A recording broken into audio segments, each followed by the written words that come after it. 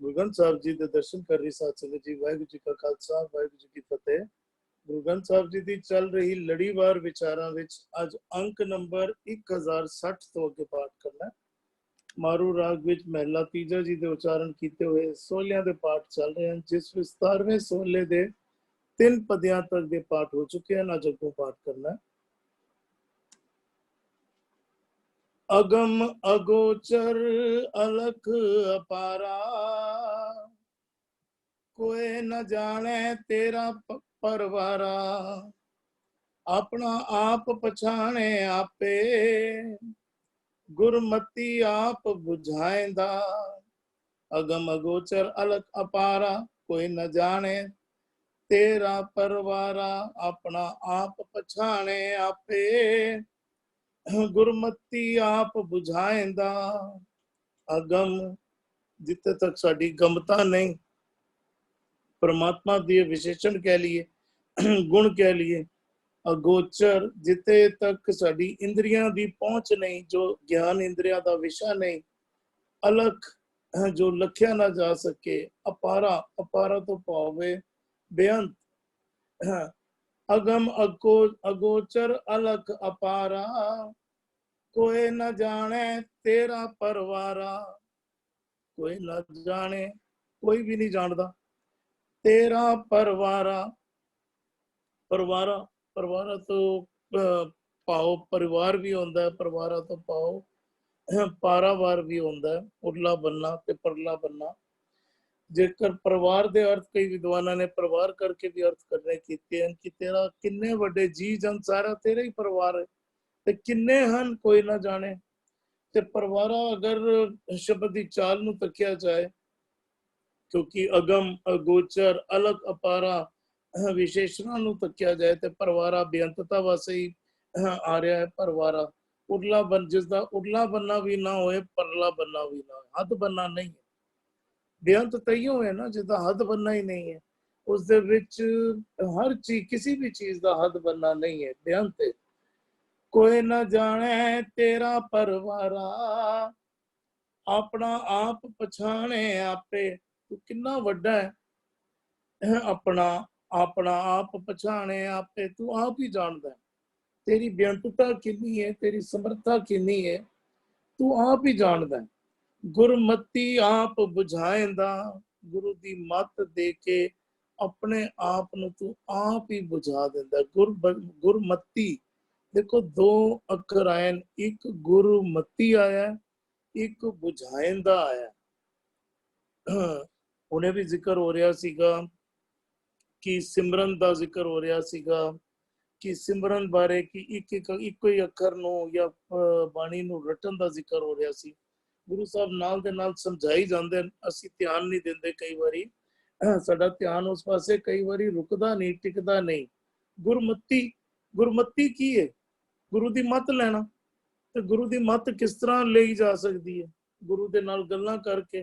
गुरु सानू रोजाना मत दे रहा है। गुरु दी मत आद तो अंत तक गुरु ग्रंथ साहब जी गुरु दी मत है। गुरु मत दे रहा है। गुरमति आप बुझाएंदा। देखो पहला असीं तकीए ना पूरे पदे दे अंदर उस परमात्मा दी बेअंतता दा जिक्र है। बेअंत है, किन्ना बेअंत है, जिदा उरला बनना परला बनना है ही नहीं। किन्ना वड्डा है, तू आप ही जानदा है। लेकिन अखीर विच कह रहे हैं गुरमति आप बुझाएंदा। फिर अखर बुझाएंदा आया है। बुझाउण दा की मतलब है? समझ विच आ जाना। बुझा दिता, असी समझ नहीं रहे सी, बुझाएंदा समझ विच आ गया। कोई चीज लुकवी सी, उन्होंने बुझा दिता, समझा दिता गुरु साहब ने। असी मूल मंत्र का भी पाठ करते हैं ना, अखीरला अखर आंदा गुर प्रसाद, गुरु दी कृपा। गुरु दी कृपा द्वारा गुरु ने कृपा की हुई है। असी कृपा समझ नहीं रहे, असी कृपा ले नहीं रहे। तो गुरु साहब समझा रहे हैं वो परमात्मा जो अगम है, अगोचर है, अलग है, अपारा है, कोई ना जाने तेरा परवारा है। अपना आप पछाणे आपे, गुरमति आप बुझाएंदा। गुरु दी मत ले लिए, परमात्मा जिहड़ा है, परमात्मा नाल सांझ बन जाएगी, एकमिकता बन जाएगी। गुरु दी मत दे राही ਜਿਹੜਾ ਹੈ ਪ੍ਰਮਾਤਮਾ ਨਾਲ ਸਾਂਝ ਬਣਦੀ ਹੈ, ਜਾਂ ਇੰਝ ਸਮਝ ਲਈਏ ਗੁਰੂ ਦੀ ਮੱਤ ਨਾਲ ਸਾਂਝ ਬਣਨਾ ਹੀ परमात्मा ਦੇ ਨਾਲ ਸਾਂਝ ਬਣਨਾ ਹੈ, ਇੱਕ ਮਿੱਕਤਾ ਹੈ ਗੁਰੂ ਦੀ। ਇਸ ਲਈ ਮਤ ਅਸੀਂ ਕੋਸ਼ਿਸ਼ ਕਰਦੇ ਹਾਂ ਕਿ ਰੋਜ਼ਾਨਾ ਲਈਏ ਕਿ ਸਮਝ ਆ ਜਾਏ, ਸਾਨੂੰ ਜਿਉਣ ਦਾ ਢੰਗ ਆ ਜਾਏ, ਉੱਠਣ ਬੈਠਣ ਦਾ ਢੰਗ ਆ ਜਾਏ। ਜੀ ਅਰਵਿੰਦ ਜੀ, ਅਸੀਂ ਜਿਹੜੇ ਆਮ ਤੌਰ ਤੇ ਦੇਖਿਆ ਨਾ, ਕਈ ਵਾਰ ਜਿਹੜੇ ਦੇਵੀ ਦੇਵਤਿਆਂ ਦੀ ਵੀ ਪੂਜਾ ਕਰਦੇ ਹੁੰਦੇ ਨੇ ਨਾ ਬੰਦੇ, ਉਹ ਉਹਨਾਂ ਨੂੰ ਵੀ ਰੱਬ ਸਮਝ ਕੇ ਪੂਜਦੇ ਹੁੰਦੇ ਨੇ। ਤੇ ਗੁਰੂ ਦੀ ਸਾਡੇ ਤੇ ਇੱਕ ਵੱਡੀ ਕਿਰਪਾ ਵੀ ਇਹ ਵੇ ਕਿ ਉਹ ਸਾਨੂੰ ਰੱਬ ਸ਼ਖਸੀਅਤ ਕੀ ਹੈ ਨਾ, ਉਹਦੇ ਨਾਲ ਵੀ ਸਾਡੀ ਸਾਂਝ ਪਾ ਦਿੰਦਾ ਹੈ। ਦੇਖੋ ਜਦੋਂ ਸ਼ੁਰੂ ਹੋਇਆ, ਜਿਹੜਾ 16 ਸ਼ੁਰੂ ਹੋਇਆ ਵੀ ਕਹਿੰਦੇ ਨੇ ਆਦ ਜੁਗਾਦ ਦਇਆਪਤ ਦਾਤਾ, ਫਿਰ ਉਸ ਤੋਂ ਬਾਅਦ ਆ ਗਿਆ ਅਗਮ ਅਗੋਚਰ ਕੀਮਤ ਨਹੀਂ ਪਾਈ, ਫਿਰ ਉਸ ਤੋਂ ਬਾਅਦ ਆ ਗਿਆ ਹੈ ਵੀ ਸਾਚਾ ਹੋਸੀ ਸੋਈ। ਹੁਣ ਫਿਰ ਅੱਜ ਵੱਖਰੇ ਐਡਜੈਕਟਿਵਸ ਆ ਰਹੇ ਨੇ। ਤੂੰ ਮਤਲਬ ਰੱਬ ਦੇ ਪ੍ਰਥਾਈ ਤੈਨੂੰ ਰੱਬ ਇੱਕ ਤੇ ਹੈ ਵੀ, ਉਹ ਦਇਆਪਤ ਹੈ, ਅਗੋਚਰ ਹੈ, ਅਗਮ ਹੈ, ਸਾਰੇ ਗੁਣ ਜਿਹੜੇ ਰੱਬ ਦੇ ਨੇ ਨਾ, ਗੁਰੂ ਸਾਡੇ ਨਾਲ ਸਾਂਝ ਪਾਉਂਦਾ ਹੈ। ਮਤਲਬ ਤੂੰ ਕਿਸੇ ਜਨੇ ਖਨੇ ਨੂੰ ਰੱਬ ਸਮਝ ਕੇ ਉਹਦੀ ਪੂਜਾ ਪ੍ਰਤਿਸ਼ਠਾ ਵੀ ਜਿਹੜਾ ਹੈ ਨਾ ਤੂੰ ਉਹ ਲੱਗ ਜਾਵੇਂ। ਤੈਨੂੰ ਜਿਹਨੂੰ ਗੁਰੂ ਰੱਬ ਕਹਿੰਦਾ ਪਿਆ ਤੈਨੂੰ ਉਹਦੀ ਸੋਚ ਵੀ ਤੇ ਹੋਵੇ ਗੁਰੂ ਕਿਹਨੂੰ ਰੱਬ ਕਹੀ ਜਾਂਦਾ ਪਿਆ। ਇੱਥੇ ਫਿਰ ਹੋਰ ਐਡਜੈਕਟਿਵ ਜਿਹੜਾ ਲਗਾਉਂਦੇ ਪਏ ਨੇ ਗੁਰੂ ਕਹਿੰਦੇ ਅਗਮ, ਅਸੀਂ ਬਹੁਤ ਵਾਰ ਡਿਸਕਸ ਕਰ ਚੁੱਕੇ ਹਾਂ ਵੀ ਉਹ ਅਗਮ ਹੈ, ਅਗੋਚਰ ਹੈ, ਗਿਆਨ ਇੰਦਰੀਆਂ ਦਰਾਈ ਉਹਦੇ ਤੱਕ ਨਹੀਂ ਪਹੁੰਚੀ ਜਾ ਸਕਦੀ, ਅਲਖ ਜਿਹਨੂੰ ਪੂਰਨ ਤੌਰ ਤੇ ਬਿਆਨ ਨੇ, ਉਹਦੇ ਨਾ ਬਾਬਾ ਅੱਲਾਹ ਅਲਖ ਅਪਾਰ ਜਿਹੜਾ ਨਾ ਉਹ ਲਖਿਆ ਨਹੀਂ ਜਾ ਸਕਦਾ। ਉਹਨੂੰ ਪੂਰਨ ਤੌਰ ਤੇ ਜਿਹੜੀ ਬਾਣੀ ਰੱਬ ਦੇ ਪ੍ਰਥਾਈ ਇੰਨੀਆਂ ਗੱਲਾਂ ਕਰਦੀ ਪਈ ਹੈ, ਕਹਿੰਦੀ ਉਹ ਬਾਣੀ ਆਪ ਕਹਿੰਦੇ ਇਹ ਅੱਖਰ ਕਿਰ ਜਾਏਂਗੇ, ਉਹ ਅੱਖਰ ਇਨਮੇ ਨਹੀਂ। ਜਿਹੜੇ ਸ਼੍ਰੋਮਣੀ ਅੱਖਰ ਨੇ ਜਿਨ੍ਹਾਂ ਦੇ ਨਾਲ ਅਸੀਂ ਰੱਬ ਦੀ ਸਾਂਝ ਪਾਣੇ ਪਏ ਹਾਂ, ਲੇਕਿਨ ਉਹ ਵੀ ਇਹ ਦਾਵਾ ਨਹੀਂ ਕਰਦੇ ਕਿ ਇਹ ਅੱਖਰ ਰੱਬ ਨੂੰ ਸੰਪੂਰਨ ਤੌਰ ਤੇ ਬਿਆਨ ਕਰ ਪਾਣਗੇ। ਰੱਬ ਕਿਸੇ ਦੀ ਵੀ ਪਕੜ ਤੋਂ ਪਰੇ ਦੀ ਚੀਜ਼ ਹੈ। ਮਤਲਬ ਕੋਈ ਬੰਦਾ ਸਮਝੇ ਕਿ ਮੈਂ ਰੱਬ ਦਾ ਨਾ ਵੀ ਉਹ ਕਹਿੰਦਾ ਉਹ ਹੈ ਹੀ ਬਿਲਕੁਲ ਉਹ ਹਸਤੀ ਐਸੀ ਹੈ, ਅਗਮ ਅਗੋਚਰ ਅਲਖ ਅਪਾਰਾ, ਕਹਿੰਦਾ ਕੋਈ ਨਾ ਜਾਣੇ ਤੇਰਾ ਪਰਵਾਰਾ। ਜੇ ਪਾਰਾਵਾਰ ਵੀ ਜਿਹਨੇ ਬਿਲਕੁਲ ਠੀਕ ਹੈ, ਐਕਸਟੈਂਟ ਉਹਦਾ ਕਹਿ ਲਓ, ਉਹਦਾ ਪਾਰਾਵਾਰ ਵੀ ਨਹੀਂ ਹੈ, ਉਹਦਾ ਕੋਈ ਪਾਰਲਾ ਬੰਨਾ ਵੀ ਨਹੀਂ ਹੈ। ਇੱਥੇ ਵਰਡ ਪਰਿਵਾਰ ਆ ਰਿਹਾ ਵੀ ਅਸੀਂ ਜੇ ਪਰਿਵਾਰ ਕਰਕੇ ਅਰਥ ਕਰਨੇ ਆ ਵੀ ਉਹ ਕਹਿੰਦਾ ਵੀ ਗ੍ਰਸਤਨ ਮੇ ਤੂੰ ਬੜੋ ਗ੍ਰਸਤੀ, ਵੀ ਦੇਖੋ ਤੇਰਾ ਗ੍ਰਸਤ ਕਿੰਨਾ ਵੱਡਾ ਹੈ। ਕਿਸੇ ਬੰਦੇ ਦਾ 2 4 5 7 10 ਬੰਦੇ ਦਾ ਪਰਿਵਾਰ ਹੁੰਦਾ, ਇਹਦਾ ਰੱਬ ਦਾ ਪਰਿਵਾਰ ਕਹਿੰਦਾ ਕੋਈ ਨਾ ਜਾਣੇ ਤੇਰਾ ਪਰਿਵਾਰ ਕਿਤਨਾ ਵੱਡਾ ਹੈ। ਕਹਿੰਦਾ ਸਭਨਾ ਕਾ ਮਾਪਿਓ ਆਪ ਹੈ, ਆਪੇ ਸਾਰ ਕਰੇ, ਸਾਰਿਆਂ ਦੀ ਦੇਖਭਾਲ ਕਰਨ ਵਾਲਾ ਤੇ ਤੂੰ ਆਪ ਹੈ। ਤੇਰਾ ਪਰਿਵਾਰ ਕਿਤਨਾ ਵੱਡਾ ਹੈ, ਸਾਰੇ ਜੀ ਜੰਤ ਨੇ ਨਾ ਉਹ ਸਾਰੇ ਤੇਰੇ ਪੈਦਾ ਕੀਤੇ, ਤੂੰ ਸਾਰਿਆਂ ਦੇ ਮਾਪਿਓ ਦੇ ਫਰਜ਼ ਨਿਭਾਉਣਾ ਪਿਆ। ਕਹਿੰਦੇ ਆਪਣਾ ਆਪ ਪਛਾਣੇ ਆਪੇ, ਤੂੰ ਕਿਤਨਾ ਵੱਡਾ ਹੈ ਨਾ, ਉਹਦੇ ਬਾਰੇ ਹੋਰ ਕੋਈ ਜਾਣ ਨਹੀਂ ਸਕਦਾ। ਕਹਿੰਦੇ ਜੇਵੜ ਆਪ ਜਾਣੇ ਆਪ ਜਿਤਨਾ ਵੱਡਾ ਉਹ ਹੈ। ਉਹ ਜਿਹੜਾ ਕਿ ਇਸ ਤੋਂ ਪਹਿਲੇ ਅਸੀਂ ਲਾਈਨ ਕੋਟ ਕਰਦੇ ਨੇ, ਅੱਲਾ ਅਲਖ ਨਾ ਜਾਈ ਲਖਿਆ, ਅੱਗੇ ਕਹਿੰਦੇ ਨੇ ਗੁਰ ਗੁੜ ਦੀਨਾ ਮੀਠਾ, ਕਹੋ ਕਬੀਰ ਮੇਰੀ ਸ਼ੰਕਾ ਨਾਸੀ, ਸਰਬ ਨਿਰੰਜਨ ਰੀਠਾ। ਗੁਰੂ ਤੁਹਾਨੂੰ ਉਹ ਰੱਬ ਦੀ ਐਕਸਟੈਂਟ ਨਹੀਂ, ਗੁਰੂ ਨਹੀਂ ਦਾਵਾ ਕਰਦਾ ਕਿ ਮੈਂ ਰੱਬ ਦੀ ਐਕਸਟੈਂਟ ਇਤਨੀ ਵੱਡੀ ਹੈ। ਉਹ ਤੁਹਾਨੂੰ ਕਹਿੰਦਾ ਗੁਰ ਸ਼ਬਦੀ ਗੋਬਿੰਦ ਗਜਿਆ, ਗੁਰੂ ਦੇ ਸ਼ਬਦਾਂ ਇੱਥੇ ਕਹਿੰਦੇ ਨੇ ਗੁਰਮਤੀ ਆਪ ਬੁਝਾਇਂਦਾ। ਉਹ ਗੁਰੂ ਦੀ ਮੱਤ ਦੇ ਨਾਲ ਨਾ ਉਹਦੀ ਐਕਸਟੈਂਟ ਨੂੰ ਉਹ ਕਹਿੰਦਾ ਨਦੀਆਂ ਤੇ ਵਾ ਪਵੇ ਸਮੁੰਦਰ ਨਾ ਜਾਣ। ਇੱਕ ਕਿਰਨ ਕਦੀ ਦਾਵਾ ਨਹੀਂ ਕਰ ਸਕਦੀ ਕਿ ਮੈਂ ਸੂਰਜ ਹਾਂ, ਕੋਈ ਪਾਣੀ ਦੀ ਲਹਿਰ ਇਹ ਦਾਵਾ ਨਹੀਂ ਕਰ ਸਕਦੀ ਕਿ ਮੈਂ ਸਮੁੰਦਰ ਹਾਂ। ਹੈ ਉਹਦਾ ਹਿੱਸਾ ਨੇ, ਹਰ ਇੱਕ ਕਿਰਨ ਦੇ ਵਿੱਚ ਉਹ ਸੂਰਜ ਹੀ ਬੈਠਿਆ ਹੋਇਆ ਹੈ, ਲੇਕਿਨ ਕੋਈ ਸੂਰਜ ਦੀ ਕਿਰਨ ਇਹ ਦਾਵਾ ਨਹੀਂ ਕਰ ਸਕਦੀ ਕਿ ਮੈਂ ਹੀ ਸੂਰਜ ਹਾਂ। ਸਾਡੇ ਸਾਰਿਆਂ ਵਿੱਚ ਉਹ ਪਰਮਾਤਮਾ ਬੈਠਿਆ ਹੋਇਆ, ਅਸੀਂ ਸਾਰੇ ਉਹਦੀ ਅੰਸ਼ ਹਾਂ, ਲੇਕਿਨ ਅਸੀਂ ਕਦੀ ਇਹ ਦਾਵਾ ਨਾ ਕਰਕੇ ਬਜਾਈ ਕਿ ਮੈਂ ਹੀ ਰੱਬ ਜਿਹੜਾ ਹੈ ਹਾਂ, ਅਸੀਂ ਉਹ ਹਾਂ ਉਹਦੀ ਜੋਤ। ਕਹਿੰਦਾ ਤੂੰ ਕਿਤਨਾ ਵੱਡਾ ਹੈ, ਕਹਿੰਦਾ ਇਹ ਆਪਣਾ ਆਪ ਪਛਾਣੇ ਆਪੇ, ਕਿਤਨਾ ਵੱਡਾ ਤੂੰ, ਅੰਤ ਕਾਰਨ ਕੀਤੇ ਬਿੱਲਾ ਹੈ ਤਾਂ ਕਿ ਅੰਤ ਨਾ ਪਾਏ ਜਾਏ। ਉਹ ਪਰਮਾਤਮਾ ਕਿਤਨਾ ਵੱਡਾ ਹੈ ਉਹਦੇ ਬਾਰੇ ਉਹ ਕੇਵਲ ਆਪ ਹੀ ਜਾਣਦਾ ਹੈ। ਹਾਂ, ਗੁਰੂ ਕੋਲੋਂ ਮੱਤ ਲੈ ਕੇ ਨਾ ਉਹਦੀ ਸੋਝ ਹੀ ਥੋੜੀ ਪਾਈ ਜਾ ਸਕਦੀ, ਉਹਨੂੰ ਸਮਝਣ ਦੀ ਕੋਸ਼ਿਸ਼ ਕੀਤੀ ਜਾ ਸਕਦੀ ਨਾ। ਆਓ ਸੰਤ ਪਿਆਰਿਓ ਅਕਥ ਕੀ ਕਰਾਂ ਕਹਾਣੀ, ਉਹ ਹੈ ਅਕਥ, ਲੇਕਿਨ ਉਹਦੀਆਂ ਕਹਾਣੀਆਂ ਕਰਾਂਗੇ ਨਾ, ਉਹਦੀ ਸਮਰੱਥਾ ਦੀ, ਉਹਦੀ ਵਡਿਆਈ ਦੀ ਸਾਨੂੰ ਥੋੜੀ ਬਹੁਤ ਜਿਹੜੀ ਚਟਕ ਜਿਹੜੀ ਹੈ ਨਾ ਉਹ ਸਾਨੂੰ ਜ਼ਰੂਰ ਮਹਿਸੂਸ ਜ਼ਰੂਰ ਹੋਈ। ਹਾਂਜੀ ਜੀ ਜੀ ਵੀਰ ਜੀ, ਅਸੀਂ ਧਿਆਨ ਦਈਏ ਨਾ, ਬਿਲਕੁਲ ਆਰੰਭਤਾ ਵਿੱਚ ਹੀ ਗੁਰੂ ਸਾਹਿਬ ਕਹਿੰਦੇ ਸੱਚ ਨੂੰ ਮਿਲਣਾ ਚਾਹੁੰਦਾ ਆ, ਮੈਂ ਤੈਨੂੰ ਸੱਚ ਦੇ ਦਰਸ਼ਨ ਕਰਾਵਾਂ। ਮੂਲ ਮੰਤਰ ਵਿੱਚ ਇੰਝ ਸਮਝੀਏ ਉਹਨਾਂ ਨੇ ਐਡਰੈਸ ਦੇ ਦਿੱਤਾ ਬਿਲਕੁਲ ਆਰੰਭਤਾ ਵਿੱਚ ਐਡਰੈਸ ਦੇ ਦਿੱਤਾ ਹੈ ਕਿ ਜਿਹੜਾ ਸਫ਼ਰ ਤੂੰ ਕਰਨਾ ਚਾਹੁੰਦਾ ਹੈ ਉਹ ਇੱਕ ਓੰਕਾਰ ਹੈ, ਸਤਨਾਮ ਹੈ, ਕਰਤਾ ਪੁਰਖ ਹੈ, ਨਿਰਭਉ ਹੈ, ਨਿਰਵੈਰ ਹੈ, ਅਕਾਲ ਮੂਰਤ ਹੈ, ਅਜੂਨੀ ਹੈ।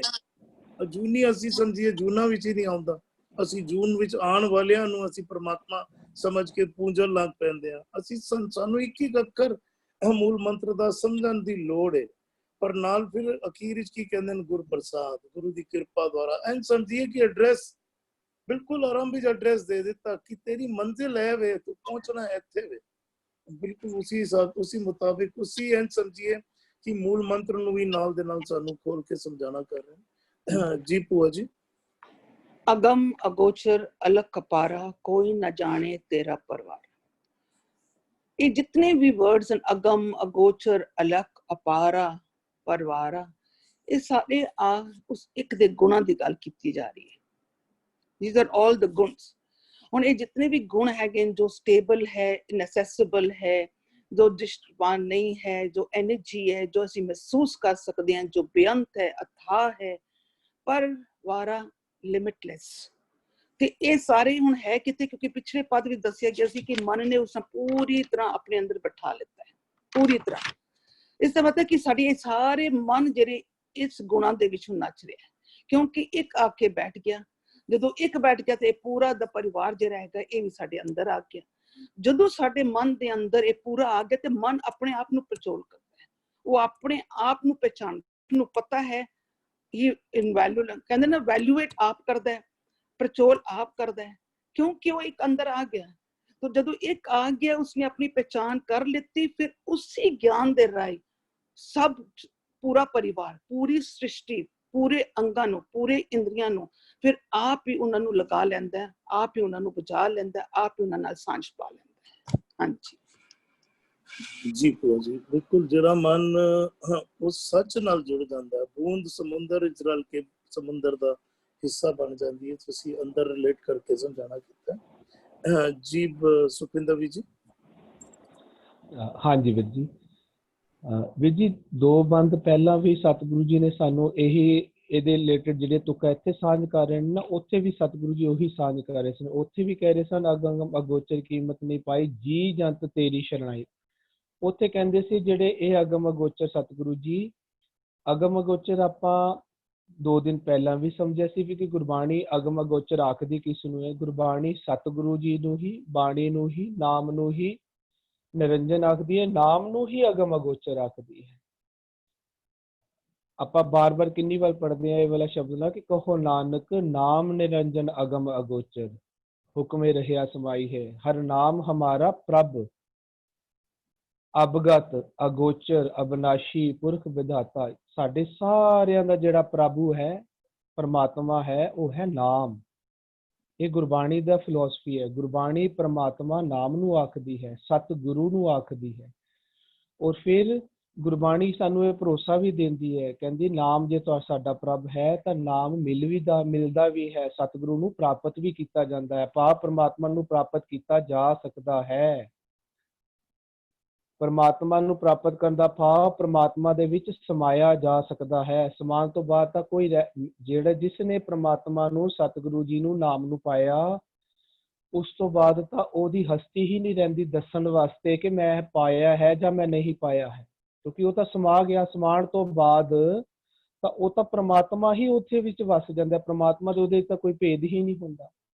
ਉਹ ਜਿਸ ਤਰ੍ਹਾਂ ਪਾਣੀ ਸਮੁੰਦਰ ਵਿੱਚ, ਪਾਣੀ ਦੀ ਬੂੰਦ ਸਮੁੰਦਰ 'ਚ ਸਮਾ ਜਾਂਦੀ ਹੈ, ਪਾਣੀ ਦੀ ਬੂੰਦ ਪਾਣੀ ਵਿੱਚ ਸਮਾਂਦੀ ਹੈ।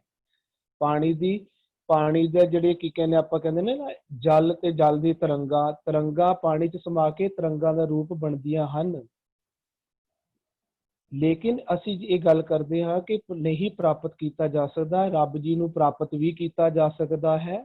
ਸਾਡਾ ਮਨ ਰੱਬ ਜੀ ਨੂੰ ਪ੍ਰਾਪਤ ਕਰਦਾ ਹੈ। ਰੱਬ ਜੀ ਦਾ ਕਨਸੈਪਟ ਗੁਰਬਾਣੀ ਦੇ ਮੁਤਾਬਕ ਹੈ। ਗੁਰਬਾਣੀ ਸਤਿਗੁਰੂ ਜੀ ਨੂੰ, ਨਾਮ ਜੀ ਨੂੰ, ਨਾਮ ਨੂੰ ਹੀ, ਬਾਣੀ ਨੂੰ ਹੀ ਪਰਮਾਤਮਾ ਆਖਦੀ ਹੈ। ਹਰ ਨਾਮ ਹਮਾਰਾ ਪ੍ਰਭ, ਵਾਹ ਵਾਹ ਬਾਣੀ ਨਿਰੰਕਾਰ ਹੈ, ਸਤਿਗੁਰ ਪਰਮੇਸ਼ਰ ਮੇਰਾ। ਗੁਰਬਾਣੀ ਦਾ ਪਰਮਾਤਮਾ, ਗੁਰਬਾਣੀ ਦਾ ਰੱਬ ਹੈ ਨਾਮ। ਔਰ ਨਾਮ ਕੀ ਕਰਨਾ ਹੈ? ਨਾਮ ਅਸੀਂ ਜਪਣਾ ਹੈ। ਭਾਵ ਨਾਮ ਗੁਰਬਾਣੀ ਹੋਰ ਖੋਲਦੀ ਹੈ। ਨਾਮ ਕਿਸ ਨੂੰ ਆਖਦੇ ਨੇ? ਗੁਰ ਗਿਆਨ ਪਦਾਰਥ ਨਾਮ ਹੈ। ਜੋ ਗੁਰੂ ਜੀ ਸਾਨੂੰ, ਗੁਰੂ ਦਾ ਗਿਆਨ ਸਾਨੂੰ ਪ੍ਰਾਪਤ ਹੁੰਦਾ ਹੈ, ਉਸੇ ਨੂੰ ਹੀ ਨਾਮ ਆਖਦੇ ਹਨ। ਜੋ ਗੁਰੂ ਜੀ ਤੋਂ ਗਿਆਨ ਸਾਨੂੰ ਪ੍ਰਾਪਤ ਹੁੰਦਾ ਹੈ, ਸੱਚਾ ਗਿਆਨ, ਉਸੇ ਨੂੰ ਹੀ ਪ੍ਰਮਾਤਮਾ ਆਖਦੇ ਹਨ। ਉਸੇ ਨੂੰ ਹੀ ਗੁਰਬਾਣੀ ਇੱਥੇ ਅਗਮ ਅਗੋਚਰ ਅਲਖ ਅਪਾਰਾ ਆਖ ਰਹੀ ਹੈ। ਔਰ ਕਹਿੰਦੇ ਨੇ ਹੁਣ ਉੱਪਰਲੀ ਤੁਕਾਂ ਵਿੱਚ ਆਇਆ ਸੀ, ਅਗਮ ਅਗੋਚਰ ਕੀਮਤ ਨਹੀਂ ਪਾਈ, ਜੀ ਜੰਤ ਤੇਰੀ ਸ਼ਰਨ ਆਈ। ਅਗਮ ਅਗੋਚਰ ਹੈ ਨਾਮ।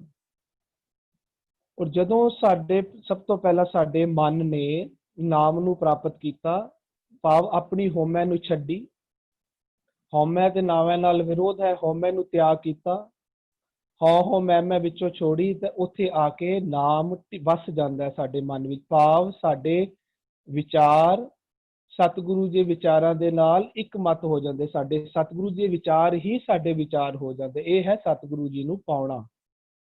ਸਤਿਗੁਰੂ ਕੀ ਜਿਸ ਨੂੰ ਮਤ ਆਵੇ, ਸੋ ਸਤਿਗੁਰ ਮਾਹੇ ਸਮਾਨਾ।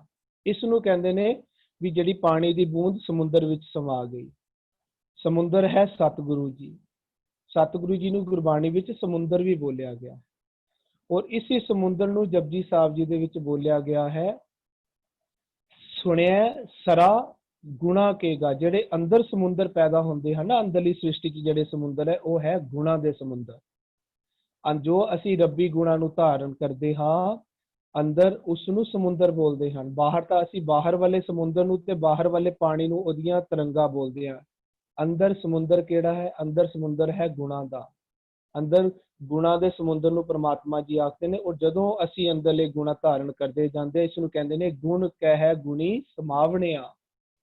ਅੰਦਰ ਜਿਹੜੇ ਸਮੁੰਦਰ ਪੈਦਾ ਹੁੰਦੇ ਨਵੀਂ ਸ੍ਰਿਸ਼ਟੀ ਵਿੱਚ, ਉਹ ਪੈਦਾ ਹੁੰਦੇ ਨੇ ਗੁਣਾ ਦੇ ਸਮੁੰਦਰ। ਸੁਣਿਆ ਸਦਾ ਗੁਣਾ ਕੇਗਾ, ਗੁਣਾ ਕੇ ਸਮੁੰਦਰ।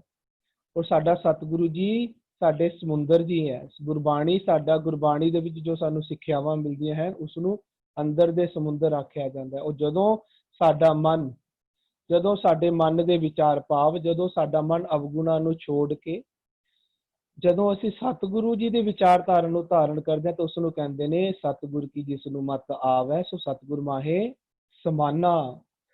ਜਦੋਂ ਸਾਡੀ ਮਤ ਸਤਿਗੁਰੂ ਜੀ ਦੀ ਮਤ ਵਿੱਚ ਸਮਾ ਜਾਂਦੀ ਹੈ, ਫਿਰ ਕੀ ਹੁੰਦਾ ਹੈ? ਸਾਡੀ ਮਤ ਨੂੰ ਹੀ ਅਗਮ ਅਗੋਚਰ ਆਖਿਆ ਜਾਂਦਾ ਹੈ। ਅਗਮ ਅਗੋਚਰ ਹੈ ਨਾਮ, ਪਰ ਉਹ ਨਾਮ ਧਾਰਨ ਕਿਸ ਨੇ ਕਰ ਲਿਆ ਹੋਇਆ? ਸਾਡੀ ਮਤ ਨੇ, ਸਾਡੇ ਵਿਚਾਰਾਂ ਨੇ, ਸਾਡੇ ਮਨ ਨੇ ਉਹ ਨਾਮ ਅਗਮ ਅਗੋਚਰ ਧਾਰਨ ਕਰ ਲਿਆ। ਸਾਡੇ ਮਨ ਨੂੰ ਫਿਰ ਗੁਰਬਾਣੀ ਅਗਮ ਅਗੋਚਰ ਆਖਦੀ ਹੈ, ਉਸ ਅਵਸਥਾ ਨੂੰ ਅਗਮ ਅਗੋਚਰ ਆਖਦੀ ਹੈ। ਫਿਰ ਕਹਿੰਦੇ ਨੇ ਜਿਹੜੇ ਪਿਛਲੇ ਹੁਣ ਜੀ ਜੰਤ ਸ਼ਰਣਾਈ ਆਏ ਸੀ, ਦੇਖੋ ਅਸੀਂ ਬਾਰ-ਬਾਰ ਇਹ ਲਫ਼ਜ਼ ਬੋਲਦੇ ਹਾਂ, ਜੀ ਜੰਤ ਨੂੰ ਪਰਿਵਾਰ ਵੀ ਆਖਦੇ ਹਾਂ ਤੇ ਰਈਅਤ ਵੀ ਆਖਦੇ ਹਾਂ। ਸਤਿਗੁਰੂ ਜੀ ਆਪ ਵੀ ਦੇਖੋ ਪਿੱਛੇ ਆਖ ਰਹੇ ਸਨ ਜੀ ਜੰਤ ਤੇਰੀ ਸ਼ਰਣਾਈ, ਹੁਣ ਕਹਿੰਦੇ ਨੇ ਇਹ ਅਗਮ ਅਗੋਚਰ ਲੱਖ ਪਾਰਾ ਜੀ, ਜਿਹੜੇ ਤੇਰੇ ਉਸ ਜੀ ਜੰਤ ਤੇਰੀ ਸ਼ਰਨ ਚ ਆਏ ਸੀ ਨਾ, ਕਹਿੰਦੇ ਨੇ ਉਹ ਕੋਏ ਨਾ ਜਾਣਾ ਤੇਰਾ ਪਰਿਵਾਰ। ਕਹਿੰਦੇ ਉਹ ਹੁਣ ਪਰਿਵਾਰ ਨੂੰ ਕੋਈ ਦੱਸ ਨਹੀਂ ਸਕਦਾ ਪਰਿਵਾਰ ਦੀ ਅਵਸਥਾ ਕੀ ਬਣ ਚੁੱਕੀ ਹੈ, ਉਹ ਤੇਰਾ ਪਰਿਵਾਰ ਕਿਵੇਂ ਦਾ, ਹੁਣ ਜਿਹੜਾ ਤੇਰੀ ਸ਼ਰਨ ਚ ਆਇਆ ਸੀ ਤੁਸੀਂ ਉਸ ਨੂੰ ਕਿਵੇਂ ਦਾ ਬਣਾ ਦਿੱਤਾ ਹੋਇਆ ਹੈ। ਕਿਉਂਕਿ ਪਿਛਲੇ ਜਿਹੜੀ ਤੁਕ ਵਿੱਚ ਆਇਆ ਸੀ, ਸਭਨਾ ਸਾਰ ਕਰੇ ਸੁਖਦਾਤਾ ਆਪੇ ਰਿਜ਼ਕ ਪਹੁੰਚਾਏਦਾ। ਤੂੰ ਸਾਰਿਆਂ ਦੀ, ਆਪਣੇ ਜੀ ਜਨਤਾ ਦੀ, ਆਪਣੇ ਪਰਿਵਾਰ ਦੀ ਸੰਭਾਲ ਕੀਤੀ, ਰਿਜ਼ਕ ਦਿੱਤਾ। ਰਿਜ਼ਕ ਕਿਹੜਾ? ਸਿਰ ਸੇ ਰਿਜ਼ਕ ਸੰਭਾਹੇ ਠਾਕੁਰ। ਕਿਹੜਾ ਰਿਜ਼ਕ? ਹਰ ਨਾਮ ਹਮਾਰਾ ਭੋਜਨ। ਆਪਣੇ ਇੱਕ ਇੱਕ ਜੀ ਜੰਤ ਨੂੰ, ਆਪਣੇ ਪਰਿਵਾਰ ਦੇ ਇੱਕ ਇੱਕ ਜੀ ਜੰਤ ਨੂੰ ਜਦੋਂ ਨਾਮ ਦਾ ਭੋਜਨ ਦਿੱਤਾ, ਤਾਂ ਉਹ ਕੀ ਬਣ ਗਏ? ਉਹ ਵੀ ਅਗਮ ਅਗੋਚਰ ਬਣ ਗਏ, ਕਿਉਂਕਿ ਉਹਨਾਂ ਨੇ ਵੀ ਨਾਮ ਧਾਰਨ ਕਰ ਲਿਆ, ਉਹ ਵੀ ਨਾਮ ਵਿੱਚ ਚੱਲਣ ਲੱਗ ਗਏ, ਹੁਕਮ ਵਿੱਚ ਚੱਲਣ ਲੱਗ ਗਏ ਸਾਰਾ ਪਰਿਵਾਰ। ਅਗਮ ਅਗੋਚਰ ਨਾਮ ਹੀ ਹੈ। ਪਹਿਲਾਂ ਮਨ ਧਾਰਨ ਕਰਦਾ ਹੈ, ਫਿਰ ਮਨ ਦਾਤ ਦਿੰਦਾ ਹੈ ਆਪਣੇ ਪਰਿਵਾਰ ਨੂੰ, ਤੇ ਉਹ ਪਰਿਵਾਰ ਵੀ ਜਿਸ ਨੂੰ ਕਹਿੰਦੇ ਨੇ ਫਿਰ ਮੰਨੈ ਪਰਿਵਾਰੈ ਸਾਧਾਰ, ਉਹ ਪਰਿਵਾਰ ਨੂੰ ਵੀ ਉਸ ਨਾਮ ਦਾ ਆਧਾਰ ਮਿਲ ਜਾਂਦਾ ਤੇ ਉਹ ਟਿਕ ਜਾਂਦੇ ਨੇ। ਪਹਿਲਾਂ ਮਨ ਟਿਕਦਾ ਹੈ ਸਤਿਗੁਰੂ ਦੀ ਸ਼ਰਨ ਵਿੱਚ ਆ ਕੇ, ਨਾਮ ਦੀ ਸ਼ਰਨ ਚ ਆ ਕੇ, ਨਾਮ ਅਗੋਚਰ ਸ਼ਰਨ ਚ ਆ ਕੇ, ਫਿਰ ਪਰਿਵਾਰ ਦੇ ਮੈਂਬਰ ਵੀ ਟਿਕਦੇ ਨੇ। ਜੀ ਜੰਤ, ਇਸ ਨੂੰ ਪਹਿਲਾਂ ਆਖਦੇ ਨੇ ਜੀ ਜੰਤ ਸਭ ਸ਼ਰਨ ਤੁਮਾਰੀ, ਜੀ ਜੰਤ ਸਭ ਜਾਚੈ। ਜਿਹੜਾ ਵੀ ਜੀ ਜੰਤ ਆ ਕੇ ਜਾਚਨਾ ਕਰਦਾ ਹੈ, ਜਦੋਂ ਸਾਡੇ ਵਿਚਾਰ ਸਤਿਗੁਰੂ ਦੇ ਵਿਚਾਰਾਂ ਚ ਸਮਾ ਜਾਂਦੇ, ਫਿਰ ਅਸੀਂ ਆਪਣੇ ਵਿਚਾਰਾਂ ਦੇ ਨਾਲ ਇੱਕ ਇੱਕ ਅੰਗਾਂ ਨੂੰ ਵੀ ਉਹ ਪੋਜ਼ਿਟਿਵ ਐਨਰਜੀ ਅੱਗੇ ਦਿੰਦੇ ਹਾਂ। ਉਹ ਪੋਜ਼ਿਟਿਵਿਟੀ ਅਸੀਂ ਅੱਗੇ ਟ੍ਰਾਂਸਫਰ ਕਰਦੇ ਹਾਂ ਆਪਣੇ ਇੱਕ ਇੱਕ ਅੰਗਾਂ ਨੂੰ। ਸਾਡੇ ਇੱਕ ਇੱਕ ਅੰਗ ਵੀ ਫਿਰ ਰੱਬੀ ਇਕਮਿਕਤਾ ਨੂੰ ਮੰਨਦੇ ਹਨ। ਪਰ ਇਹ ਹੁੰਦਾ ਕਦੋਂ ਹੈ? ਜਦੋਂ ਆਪਣਾ ਆਪ ਪਛਾਣੈ ਆਪੇ, ਜਦੋਂ ਮਨ ਆਪਣਾ ਆਪ ਪਛਾਣਦਾ। ਕਿਉਂਕਿ ਮਨ ਨੂੰ ਕਹਿੰਦੇ ਨੇ, ਮਨ ਤੂੰ ਜੋਤ ਸਰੂਪ ਹੈ, ਆਪਣਾ ਮੂਲ ਪਛਾਣ। ਤੇ ਮਨ ਪਛਾਣਦਾ। ਕਦੋਂ ਪਛਾਣਦਾ? ਮੂਲ ਪਛਾਣੈ ਤਾਂ ਸੋ ਜਾਣੈ।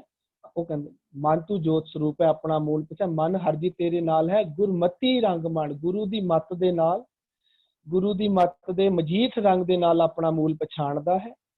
ਤੇ ਫਿਰ ਅੱਗੇ ਦੇਖੋ ਪਰਿਵਾਰ ਨੂੰ ਕੀ ਕਰਦਾ? ਪਰਿਵਾਰ ਨੂੰ ਵੀ ਗੁਰਮਤੀ ਆਪ ਬੁਝਾਏਦਾ। ਆਪ ਗੁਰੂ ਦੀ ਮੱਤ ਦੇ ਰੰਗ ਵਿੱਚ ਆਪਣਾ ਮੂਲ ਪਛਾਣਿਆ, ਤੇ ਪਰਿਵਾਰ ਨੂੰ ਵੀ ਉਸੇ ਤਰ੍ਹਾਂ ਹੀ ਗੁਰੂ ਦੀ ਮੱਤੀ ਦੇ ਵਿੱਚ ਹੀ ਆਪ ਨੂੰ ਆਪ ਬੁਝਾਉਂਦਾ ਕਰਵਾਉਂਦਾ ਹੈ। ਉੱਥੇ ਵੀ ਕੋਈ ਅਲੱਗ ਤਰੀਕਾ ਨਹੀਂ ਹੈ। ਪਹਿਲਾਂ ਆਪ ਗੁਰੂ ਦੀ ਮੱਤ ਦੇ ਨਾਲ ਆਪਣਾ ਆਪ ਪਛਾਣਦਾ ਹੈ, ਫਿਰ ਪਰਿਵਾਰ ਦੇ ਜੀਆਂ ਨੂੰ ਵੀ ਆਪਣਾ ਆਪ ਗੁਰੂ ਦੀ ਮੱਤ ਦੇ ਨਾਲ ਹੀ ਪਛਾਣ ਕਰਵਾਉਂਦਾ ਹੈ। ਉਹਨਾਂ ਨੂੰ ਵੀ ਆਪਣਾ ਆਪ ਕਦੋਂ ਸੁਝਦਾ ਹੈ? ਉਹ ਵੀ ਗੁਰੂ ਦੀ ਮੱਤ ਇਹ ਉਹਨਾਂ ਨੂੰ ਦਿੰਦਾ ਹੈ, ਉਹ ਇਸ ਤੋਂ ਲੈ ਕੇ ਮੰਨਦੇ ਨੇ। ਉਹ ਜਿਹੜਾ ਪਰਿਵਾਰ ਬਣਦਾ ਨਾ, ਕਹਿੰਦੇ ਉਹਦਾ ਕੀ ਕਹਿੰਦੇ, ਉਸ ਦਾ ਕਹਿੰਦੇ ਨੇ ਰੂਪ ਰੰਗ, ਉਹਦੀ ਅਵਸਥਾ ਕਹਿੰਦੇ ਕੋਈ ਨਹੀਂ ਦੱਸ, ਕੋਈ ਨਾ ਜਾਣੈ ਤੇਰਾ ਪਰਿਵਾਰਾ। ਕਿਉਂਕਿ ਉਹ ਕੀ, ਉਹ ਵੀ ਅਗੋਚਰ ਹੋ ਗਿਆ ਪਰਿਵਾਰ ਵੀ, ਉਹ ਵੀ ਨਾਮ ਸਰੂਪ ਹੋ ਗਿਆ।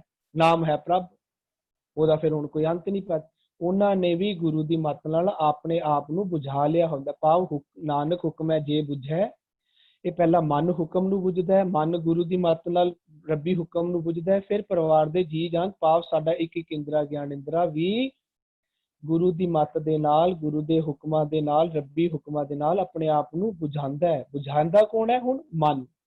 ਪਹਿਲਾਂ ਮਨ ਆਪ ਆਪਣੇ ਮੂਲ ਪਛਾਣਦਾ ਹੈ, ਫਿਰ ਆਪਣੇ ਪਰਿਵਾਰ ਨੂੰ ਮੂਲ ਦੀ ਪਛਾਣ ਕਰਵਾਉਂਦਾ ਹੈ। ਫਿਰ ਇਹ ਜਿਹੜਾ ਹੁਣ ਪਰਿਵਾਰ ਬਣਿਆ ਨਾ, ਕਹਿੰਦੇ ਕੋਈ ਇਹਦੇ ਬਾਰੇ ਦੱਸ ਨਹੀਂ ਸਕਦਾ।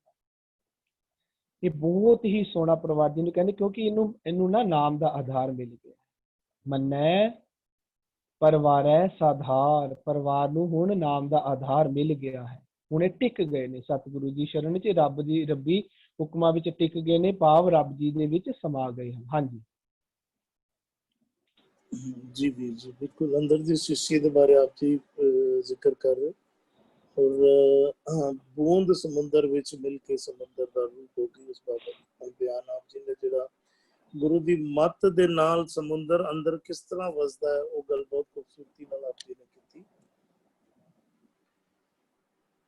पाताल पुरिया लो आकारा, तिस विच वरतै हुकम करारा।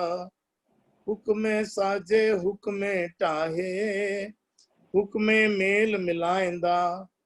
पाताल पुरिया लो आकारा। पाताल लल्ला मुक्ता है, पातालां दा जिक्र है, बहुवचन रूप विच आया। पुरियां भी 14 पुरियां दा जिक्र आउंदा है। 14 पुरियां दे अंदर सृष्टि आ जाती है। पुरियां वैसे पुरी नूं किया जाता है, पुरी दा भाव शहर नगर भी किया जाता है। पुरियां लो तो भावे लोक दा बहुवचन है। लो कई लोग कह लिए। लो आकारा, जिन्ने आकार सानू नजर आउंदे हन, आकारा जेड़े सानू दिसदे हन या जेड़े अजे तक मनुख देख नहीं पाया, सारे ही आकारां दा जिक्र आ रहा है। पाताल पुरियां लो आकारा, तिस विच वरतै हुक्म करारा। कहंदे सारियां थावां ते, हर जगह हे परमात्मा तेरा ही करारा तो पावे तगड़ा, तेरा ही हुक्म वरत रहा है।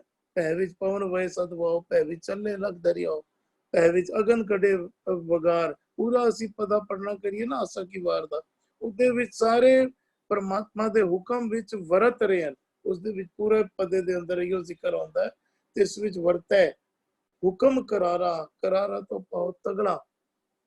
अटल हुक्म तेरा, अटल हुक्म विच सारे बंदे पे हैं, तेरे हुक्म विच ही कार विहार कर रहे हैं। हुक्मे साजे हुक्मे ढाए, हुक्मे मेल मिलाइंदा। हुक्मे साजे, साजे तो पावे बनाना, ढाए तो पावे ढा देना, नाश कर देना। तेरे हुक्म विच ही बन रहे हैं, विनाश हो रहा है। हुक्मे मेल मिलाइंदा, हुक्म विच ही अपने नाल मेल मिला दे करा दिंदा है। ਅਸੀਂ ਧਿਆਨ ਦਈਏ ਨਾ, ਹੁਕਮੇ ਸਾਜੇ ਸਾਡੇ ਮਨ ਦੇ ਵਿੱਚ ਸ਼ੁਭ ਗੁਣ ਭਰਪੂਰ ਕਰਕੇ ਸਾਡੇ ਮਨ ਨੂੰ ਵੀ ਸਵਾਰ ਦਿੰਦਾ ਹੈ, ਤੇ ਸਾਡੇ ਅੰਦਰੋਂ ਅਵਗੁਣਾਂ ਦਾ ਨਾਸ਼ ਕਰਕੇ, ਵਿਨਾਸ਼ ਕਰਕੇ ਉਹਦੇ ਹੁਕਮ ਵਿੱਚ ਹੀ ਜਦੋਂ ਅਸੀਂ ਉਹਦੇ ਹੁਕਮ ਨੂੰ ਬੁੱਝ ਕੇ ਸੱਚ ਵਾਲੇ ਪਾਸੇ ਤੁਰਨਾ ਕਰਦੇ ਹਾਂ ਤੇ ਉਸਦੇ ਹੁਕਮ ਦੇ ਵਿੱਚ ਹੀ ਸ਼ੁਭ ਗੁਣਾਂ ਨਾਲ ਭਰਪੂਰ ਹੋ ਜਾਂਦੇ ਆ ਤੇ ਸਾਡੇ ਅੰਦਰੋਂ ਅਵਗੁਣ ਜਿਹੜੇ ਵਿਨਾਸ਼ ਹੋ ਜਾਂਦੇ ਹਨ। ਹੁਕਮੇ ਮੇਲ ਮਿਲਾਏ ਦਾ ਉਸਦੇ ਹੁਕਮ ਦੇ ਵਿੱਚ ਤੁਰਿਆ ਹੀ ਉਹ ਆਪਣੇ ਨਾਲ ਮੇਲ ਮਿਲਾ ਲੈਂਦਾ ਹੈ। ਉਸਦੇ ਹੁਕਮ ਹੀ ਇਸ ਤਰ੍ਹਾਂ ਦਾ ਵਰਤ ਰਿਹਾ, ਉਸ ਪਰਮਾਤਮਾ ਦਾ ਹੁਕਮ ਇਸੇ ਤਰੀਕੇ ਦੇ ਨਾਲ ਕਾਰ ਵਿਹਾਰ ਕਰ ਰਿਹਾ। ਜੀ ਅਰਵਿੰਦਰ ਵੀਰ ਜੀ। ਪਾਤਾਲ ਪੁਰੀਆ ਲੋ ਆਕਾਰਾ ਤਿਸ ਵਿੱਚ ਵਰਤੈ ਹੁਕਮ ਕਰਾਰਾ। ਉਹ ਹਰ ਥਾਂ ਦੇ ਉੱਤੇ ਇਹ ਵੱਖ-ਵੱਖ ਕਹਿ ਲੋ ਬਾਈਫਰਕੇਸ਼ਨਸ, ਪਾਤਾਲ ਜਿਹੜੀ ਧਰਤੀ ਤੋਂ ਹੇਠਾਂ ਕਹਿ ਲੋ, ਸ਼ਹਿਰ ਕਹਿ ਲੋ, ਹਰ ਲੋ ਵਿੱਚ ਕਹਿ ਲੋ, ਹਰ ਆਕਾਰ ਜੋ ਚੀਜ਼ ਜਿਸ ਕਹਿੰਦੇ ਵੀ ਹੁਕਮ ਹੈ ਅੰਦਰ ਸਭ ਕੋ, ਬਾਹਰ ਹੁਕਮ ਨਾ ਕੋਈ ਚੀਜ਼ ਇਹਨਾਂ ਨੇ ਜਿਹੜੀ ਉਹ ਪਰਮਾਤਮਾ ਦੇ ਹੁਕਮ ਤੋਂ ਬਾਹਰ ਨਹੀਂ ਹੈ। ਜੋ ਸ੍ਰਿਸ਼ਟੀ ਸਾਨੂੰ ਨਜ਼ਰ ਆ ਰਹੀ ਹੈ, ਜੋ ਉਸ ਪਰਮਾਤਮਾ ਨੇ ਪੈਦਾ ਕੀਤੀ, ਕਹਿੰਦਾ ਇਸ ਵਿੱਚ ਵਰਤਾ ਹੁਕਮ, ਬੋਲੋ ਡਾਢਾ ਹੋ ਕੇ। ਉਹ ਐਸਾ ਨਹੀਂ ਕਿ ਉਹ ਕਿਸੇ ਨੂੰ ਦੁਨਿਆਵੀ ਕਾਨੂੰਨ ਤੋਂ, ਦੁਨਿਆਵੀ ਇਨਸਾਫ ਤੋਂ ਜਿਹੜਾ ਨਾ ਵੀ ਉਹ ਬੰਦਾ ਮੁਨਕਰ ਹੋ ਜਾਂਦਾ ਕਦੀ ਕਦੀ ਕਿ ਵੀ ਪੈਸਾ ਦਵਾਤਾ, ਕੁਝ ਕਰ ਦਿੱਤਾ। ਕਹਿੰਦੇ ਨਹੀਂ, ਜਿਹੜਾ ਰੱਬ ਹੈ ਨਾ, ਉਹਦਾ ਹੁਕਮ ਬਿਲਕੁਲ ਕਰਾਰਾ ਹੋ ਕੇ, ਡਾਢਾ ਹੋ ਕੇ, ਹਰ ਥਾਂ ਦੇ ਉੱਤੇ ਕੋਈ ਉਸ ਤੋਂ ਮੁਨਕਰ ਹੋ ਹੀ ਨਹੀਂ ਸਕਦਾ। ਵੀ ਮਾਨਸਾ ਕਿਆ ਦੀਵਾਨੋ ਕੋਈ ਨਸ ਭਜ ਨਿਕਸੈ, ਕਹਿੰਦਾ ਹਰ ਦੀਵਾਨੋ ਕੋ ਕਿੱਥੇ ਜਾਇਆ। ਉਹ ਇੱਥੇ ਨਿਆਂ ਵੀ ਸੱਚਾ ਕਰਦਾ ਹੈ ਔਰ ਉਹਦਾ ਹੁਕਮ ਹਰ ਥਾਂ ਦੇ ਉੱਤੇ ਪੂਰਨ ਤੌਰ ਤੇ ਉਹ ਲਾਗੂ ਹੋ ਕੇ ਹੀ ਰਹਿੰਦਾ ਹੈ। ਕਹਿੰਦੇ ਫਿਰ ਉਹ ਜੋ ਸਾਰੀ ਸਾਜਨਾ ਕਰਦਾ ਪਿਆ ਅੱਜ, ਕਹਿੰਦਾ ਉਹਦੇ ਸਾਰੀ ਜਿਹੜੀ ਪ੍ਰਮਾਤਮਾ ਨੇ ਸ੍ਰਿਸ਼ਟੀ ਦੀ ਸਾਜਨਾ ਕੀਤੀ ਹੈ, ਕਹਿੰਦਾ ਹੁਕਮੇ ਸਾਜੇ। ਅੱਜ ਕਹਿੰਦਾ ਵੀ ਕੀਤਾ ਪਸਾਓ ਏਕੋ ਕਵਾਓ, ਵੀ ਰੱਬ ਨੇ, ਉਹ ਕਹਿੰਦਾ ਬਾਜੀਗਰ ਡੰਕ ਬਜਾਈ ਸਭ ਖਲਕ ਤਮਾਸ਼ੇ ਆਈ। ਅਸੀਂ ਉਹਨੂੰ ਬਿਗ ਬੈਂਗ ਕਹਿ ਲਈਏ, ਹੁਕਮ ਕਹਿ ਲਈਏ, ਰੱਬ ਦੀ ਮਰਜ਼ੀ ਹੋਈ, ਰੱਬ ਨੇ ਹੁਕਮ ਕੀਤਾ, ਸਾਰੀ ਸ੍ਰਿਸ਼ਟੀ ਪੈਦਾ ਹੋ ਗਈ। ਰੱਬ ਜਿਸ ਨੂੰ ਢਾਣਾ ਚਾਹੁੰਦਾ ਹੈ, ਉਹ ਜੇ ਸਾਰੀ ਸ੍ਰਿਸ਼ਟੀ ਵੀ ਨਾਸ਼ ਕਰਨਾ ਚਾਹੁੰਦਾ, ਉਹਦੀ ਮਰਜ਼ੀ ਹੈ। ਉਹ ਕਹਿੰਦਾ ਵੀ ਉਹ ਜਿਹੜਾ ਸੁਖਮਨੀ ਸਾਹਿਬ ਵਿੱਚ ਪੜ੍ਹਨਾ, ਕਹਿੰਦੇ ਹਰਨ ਭਰਨ ਜਾ ਕਾ ਨੇਤਰ ਫੋਰ। ਸਾਨੂੰ ਅੱਖ ਝਮਕਣ ਜਿਤਨਾ ਕਿਤਨੀ ਐਫਰਟ ਲੱਗਦੀ ਹੈ ਰੱਬ ਵਾਸਤੇ ਸਾਰੀ ਸ੍ਰਿਸ਼ਟੀ ਪੈਦਾ ਕਰਨੀ ਆ, ਨਾਸ਼ ਕਰਨੀ, ਉਹਦੇ ਵਾਸਤੇ ਮਨ ਉਹਦੇ ਅੱਖ ਦਾ ਇੱਕੋ ਫੋਰ ਹਿਲਾਨ ਜਿਤਨਾ ਹੀ ਹੈ। ਹੁਕਮੇ ਸਾਜੇ ਹੁਕਮੇ ਢਾਏ ਹੁਕਮੇ ਮੇਲ ਮਿਲਾਏ ਦਾ। ਮਿਲਾਪ ਦੇ ਜਿਹੜੇ ਹੁਕਮ ਨੇ ਨਾ, ਉਹ ਵੀ ਰੱਬ ਨੇ ਆਪ ਨਿਸ਼ਚਿਤ ਕੀਤੇ ਹੋਏ ਨੇ। ਉਹਦੇ ਜਿਹੜੇ ਹੁਕਮ ਨੇ ਉਹ ਜੇ ਤੂੰ ਚਾਹਨਾ ਉਹਦੇ ਨਾਲ ਮਿਲਾਪ, ਫਿਰ ਗੁਰੂ ਦੇ ਰਾਹੀਂ ਸਾਰੇ ਹੁਕਮ, ਕਹਿੰਦੇ ਜਬ ਲੋਕ ਹੁਕਮ ਨਾ ਪੁੱਛਦਾ ਤਬ ਹੀ ਲੋ ਦੁਖੀਆ। ਜਿਹੜਾ ਸੀ ਜਦੋਂ ਕਹਿੰਦੇ ਵੀ ਜਦੋਂ ਸਟਾਰਟ ਵਿੱਚ ਕਹਿੰਦੇ ਵੀ ਕਿਵ ਸਚਿਆਰਾ ਹੋਈ ਹੈ, ਕਿਵ ਕੂੜਾ ਟੁੱਟੇ ਪਾਲ, ਕਹਿੰਦਾ ਹੁਕਮ ਰਜ਼ਾਈ ਚੱਲਣਾ। ਪਰਮਾਤਮਾ ਦੇ ਨਾਲ ਮਿਲਾਪ ਦਾ ਇੱਕੋ ਇੱਕ ਸਾਧਨ ਹੈ, ਉਹਦੇ ਹੁਕਮ ਉਹਦੀ ਰਜ਼ਾ ਵਿੱਚ ਚੱਲਣਾ ਹੀ ਸਾਡਾ ਪਰਮਾਤਮਾ ਦੇ ਨਾਲ ਮਿਲਾਪ ਦਾ ਸਾਧਨ ਹੈ, ਹੋਰ ਕੋਈ ਸਾਧਨ ਨਹੀਂ ਹੈ। ਤੇ ਹੁਕਮਾਂ ਦੀ ਡਿਫਰੈਂਸ ਇਤਨਾ ਹੀ ਹੈ ਕਿ ਜਦੋਂ ਅਸੀਂ ਰੱਬ ਦੀ ਗੱਲ ਕਰਨੇ ਆ, ਰੱਬ ਹੁਕਮ ਸਰੂਪ ਹੋ ਕੇ, ਗੁਰੂ ਜਿਹੜਾ ਹੈ ਨਾ, ਕਹਿੰਦਾ ਵੀ ਉਹ ਕਹਿੰਦਾ ਇੱਕ ਖੋਟੇ ਇੱਕ ਖਰੇ ਆਪੇ ਪਰਖਣ ਹਾਰ, ਖਰੇ ਪਰਖ ਖਜ਼ਾਨੇ ਪਾਇਨ, ਖੋਟੇ ਸੁਟੀਏ ਵਾਰ-ਵਾਰ, ਖੋਟੇ ਸੱਚੀ ਦਰਗਾਹ ਸਟੀਏ, ਕਿਸ ਅੱਗੇ ਕਰੇ ਪੁਕਾਰ, ਕਹਿੰਦਾ ਸਤਿਗੁਰੂ ਪਿੱਛੇ ਭੱਜ ਪਓ।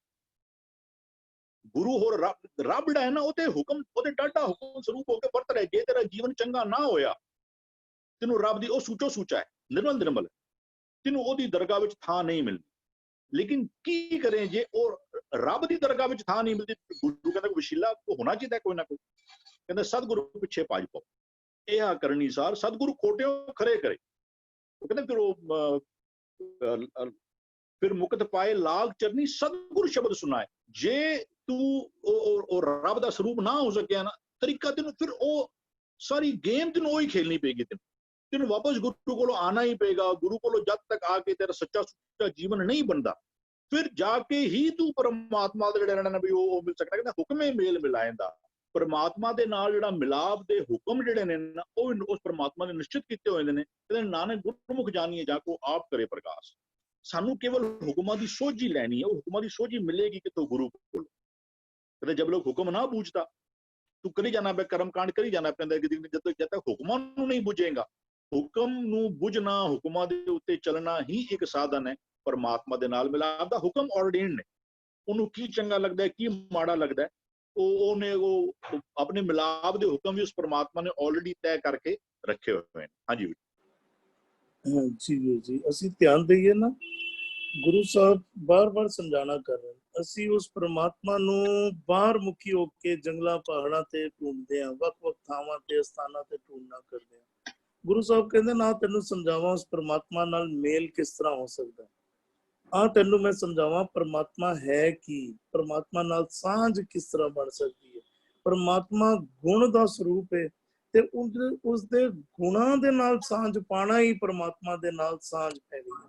ਜਦੋਂ ਉਸ ਦੇ ਗੁਣ ਸਾਡੇ ਅੰਦਰ ਵਸ ਜਾਣਗੇ ਤੇ ਪਰਮਾਤਮਾ ਅੰਦਰੋਂ ਪ੍ਰਗਟ ਹੋ ਜਾਏਗਾ। ਜਿਸ ਦੇ ਅੰਦਰ ਉਸ ਦੇ ਗੁਣ ਵਸ ਜਾਣ, ਇੰਜ ਸਮਝੀਏ ਪਰਮਾਤਮਾ ਪ੍ਰਗਟ ਹੋ ਗਿਆ, ਉਹਦੀ ਪਰਮਾਤਮਾ ਦੇ ਨਾਲ ਸਾਂਝ ਬਣ ਗਈ। ਬਿਲਕੁਲ ਗੁਰੂ ਸਾਹਿਬ ਰੋਜ਼ਾਨਾ ਸਾਨੂੰ ਅੰਦਰ ਦੀ ओर ਸਮਝਾਣਾ ਕਰ ਰਹੇ ਹਨ ਕਿ ਅੰਦਰ ਕਿਸ ਤਰ੍ਹਾਂ ਜਾਣਾ ਹੈ। ਰੋਜ਼ਾਨਾ ਸਾਨੂੰ ਸਮਝਾਣਾ ਕਰ ਰਹੇ ਹਨ, ਡੇਲੀ ਸਾਨੂੰ ਐਸੀ ਬਾਬਤ ਸਮਝਾਉਂਦੇ ਹਨ। ਜੀ ਭੂਆ ਜੀ। ਹਾਂਜੀ। ਪਾਤਾਲ ਪੁਰੀਆ ਲੋ ਆਕਾਰਾ ਤਿਸ ਵਿੱਚ ਵਰਤੇ ਹੁਕਮ ਕਰਾਰਾ। ਹੁਣ ਇਹ ਜਿਤਨੀ ਵੀ ਦੱਸੇ ਗਏ ਇੱਕ ਸੰਸਾਰਿਕ ਚੀਜ਼ਾਂ ਦੱਸੀਆਂ ਗਏ, ਇਟ ਇਜ਼ ਅ ਸਿੰਬੋਲਿਕ। ਬਾਣੀ ਕਹਿੰਦੇ ਨੇ ਜੋ ਬ੍ਰਹਮੰਡੇ ਸੋ ਪਿੰਡੇ, ਜੋ ਖੋਜੇ ਸੋ ਪਾਏ। ਬਾਹਰ ਦੇ ਵਰਡਸ ਯੂਜ਼ ਕੀਤੇ ਨੇ, ਬਟ ਇਹ ਹੈ ਸਾਰੀ ਸ੍ਰਿਸ਼ਟੀ ਸਾਡੇ ਅੰਦਰ। ਬਣਾਈ ਕਿੰਜ ਹੈਗੀ ਹੈ ਇਹ ਜਿਹੜੀ ਸ੍ਰਿਸ਼ਟੀ ਅਸੀਂ ਬਣਾਈ ਹੈਗੀ ਹੈ, ਕਿਉਂਕਿ ਮਨ ਪੂਰੀ ਤਰ੍ਹਾਂ ਭਿੱਜ ਗਿਆ। ਮਨ ਜਿਹੜਾ ਹੈ ਪੂਰੀ ਤਰ੍ਹਾਂ ਭਿੱਜ ਗਿਆ ਉਸ ਇੱਕ ਦੇ ਅੰਦਰ, ਉਸਦੇ ਹੁਕਮ ਦੇ ਵਿੱਚ, ਉਸਦੇ ਸ਼ਬਦ ਦੇ ਵਿੱਚ। ਉਹ ਹੁਕਮ ਹੀ ਬਣ ਗਿਆ, ਉਹ ਇੱਕ ਹੀ ਬਣ ਗਿਆ, ਸ਼ਬਦ ਹੀ ਬਣ ਗਿਆ। ਜਿਹੜਾ ਮਨ ਭਿੱਜਿਆ ਹੋਇਆ ਹੈ ਉਹ ਇਹ ਸਾਰਾ ਸ੍ਰਿਸ਼ਟੀ ਜਿਹੜੇ ਆਪਣੇ ਅੰਦਰ ਹੀ ਬਣਾ ਲਿੱਤਾ ਹੈ।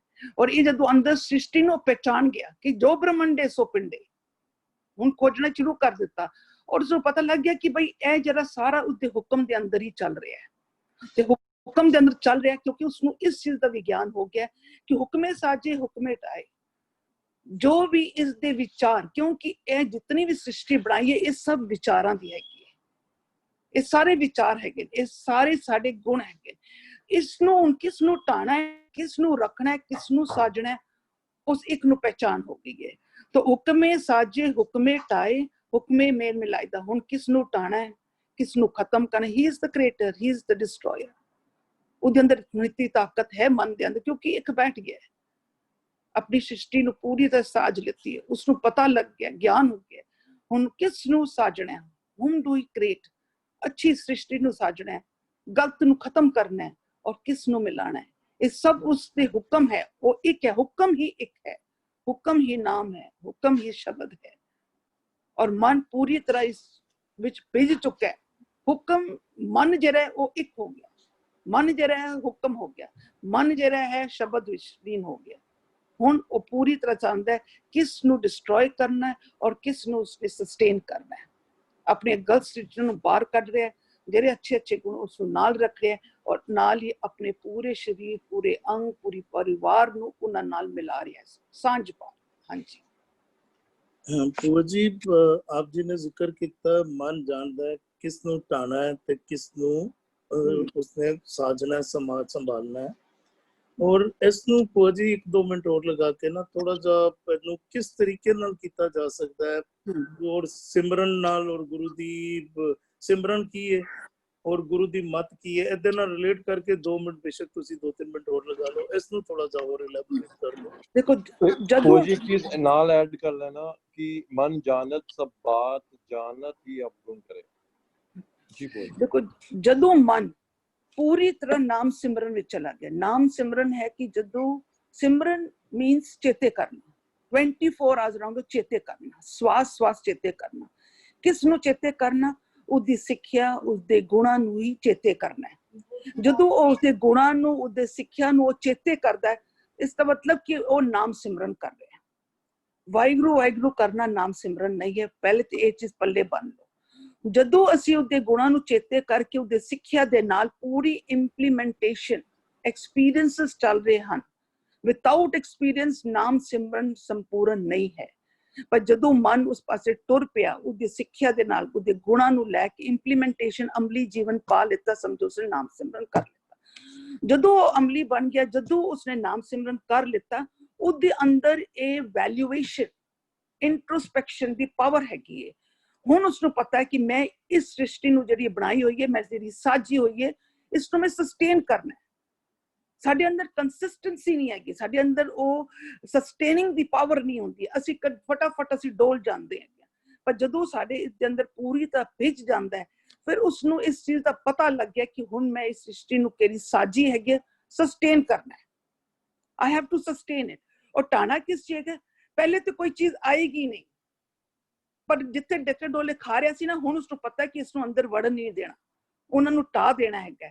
और ਜਦੋਂ ਹਟਾ ਦਿੰਦਾ ਫਿਰ ਆਪਣੇ ਪੂਰੇ ਪਰਿਵਾਰ ਨੂੰ ਉਹਨਾਂ ਦੇ ਨਾਲ ਮਿਲਾ ਲੈਂਦਾ ਹੈ। ਸਾਰੀਆਂ ਇੰਦਰੀਆਂ ਉਸੇ ਦੇ ਹੁਕਮ ਦੇ ਅਨੁਸਾਰ ਹੀ ਚੱਲਦਾ ਹੈ, ਉਸੇ ਮਨ ਦੇ ਕਹਿਣ ਦੇ ਉੱਪਰ ਹੀ ਚੱਲੇਗਾ, ਕਿਉਂਕਿ ਮਨ ਹੀ ਹੁਕਮ ਬਣ ਗਿਆ, ਮਨ ਹੀ ਇੱਕ ਦਾ ਰੂਪ ਬਣ ਗਿਆ, ਕਿਉਂਕਿ ਉਹ ਭਿੱਜ ਚੁੱਕਾ ਇੱਕ ਦੇ ਅੰਦਰ, ਭਿੱਜ ਚੁੱਕਾ ਹੈ ਹੁਕਮ ਦੇ ਅੰਦਰ, ਭਿੱਜ ਚੁੱਕਾ ਹੈ ਉਸ ਸ਼ਬਦ ਦੇ ਅੰਦਰ। ਸੋ ਇੰਟਰੋਸਪੈਕਸ਼ਨ, ਸਸਟੇਨਿੰਗ ਪਾਵਰ, creating power सब इसके अंदर आ गई है। So he knows what to destroy and what not to destroy and how to sustain, that power is in him। और ਜਦੋਂ ਇਹ ਕਰ ਲੈਂਦਾ ਫਿਰ ਸਾਰੇ ਆਪਣੇ ਸਰੀਰ ਦੇ ਸਾਰੇ ਅੰਗਾਂ ਇੰਦਰੀਆਂ ਨੂੰ ਵੀ ਉਹਨਾਂ ਦੇ ਨਾਲ ਸਾਂਝ ਪਾ ਦਿੰਦਾ ਹੈ। ਹਾਂਜੀ जी भूआ जी, थैंक यू। आपने बड़ी अच्छी तरीके ਨਾਲ ਸਮਝਾਇਆ ਕਿ ਮਨ ਜਿਹੜਾ ਭਿੱਜ ਜਾਂਦਾ, ਕਿਸ ਦੇ ਨਾਲ ਭਿੱਜ ਜਾਂਦਾ? ਸਿੱਖਿਆਵਾਂ ਨਾਲ। ਹੁਣ ਸਿੱਖਿਆਵਾਂ ਉਸਦੇ ਅੰਦਰੋਂ ਪ੍ਰਗਟ ਹੋ ਗਈਆਂ, ਹੁਣ ਜੋ ਵੀ ਕਾਰ ਵਿਹਾਰ ਕਰ ਰਿਹਾ ਸਿੱਖਿਆਵਾਂ ਦੇ ਮੁਤਾਬਿਕ ਕਰ ਰਿਹਾ, ਜੋ ਸਿੱਖਿਆ ਸਿੱਖੀਆਂ ਉਹੀਓ ਸਿੱਖਿਆਵਾਂ ਦੇ ਮੁਤਾਬਿਕ ਉਹ ਕਾਰ ਵਿਹਾਰ ਕਰ ਰਿਹਾ ਤੇ ਅੱਗੇ ਵੀ ਵੰਡਣਾ ਕਰ ਰਿਹਾ। ਜੀ ਸੁਖਿੰਦਰ ਵੀ ਜੀ। मीनू सक्सेना जी ने हैंड रेस किया है। मीनू सक्सेना जी, आप कुछ पूछना चाह रहे हो? मीनू सक्सेना जी का हैंड रेस हुआ।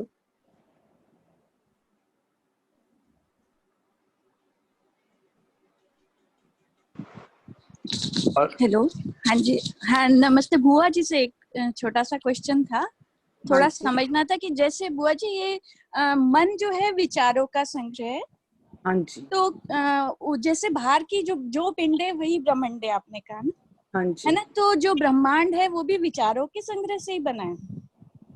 देखो वहां पे भी उसका हुक्म चल रहा है, जैसे मेरे अंदर भी हुक्म चल रहे हैं तो उसके नियम बाहर में भी चल रहे हैं। आज इस करके ब्रह्मांड में भी देखोगे, अगर the solar system is there तो सोलर सिस्टम कभी भी एक दूसरे से टकराते नहीं है। क्यों? क्योंकि उसके हुक्म वहां पे भी चल रहा है, उसका नियम वहां पे भी चल रहा है। अगर इंसानों का देखोगे तो उनके अंदर भी वो हुक्म चल रहे हैं, हुक्म तो हर जगह वर्त रहे हैं। It is totally imbued into the whole universe. ये इस पर मेरा क्वेश्चन ऐसा है, जो मुझे अभी मतलब आपने बोला तो आया दिमाग में कि हाँ। मन तो विचारों का संग्रह है ना, हाँ तो जी, क्या हाँ जी। ब्रह्मांड जो बना वो भी सिर्फ विचारों से ही बन गया? देखो बना तो विचारों से ही है, बना उसी एनर्जी से ही है, बट वो बना हुआ है। हमारे में एक चॉइस है, we have a choice. The solar kids do not have a choice, उनके अंदर कोई चॉइस नहीं है। वो उसके हुक्म के अनुसार, उसके नियम के अनुसार, उसके विचारों के साथ, उसके शिक्षा के साथ वो पूरी तरह उसके हुक्म में ही चल रहा है। That is why there is no clashes. पर जो हमारे अंदर है, जो हुक्म हमारे अंदर है, there is a free will, that is a free will.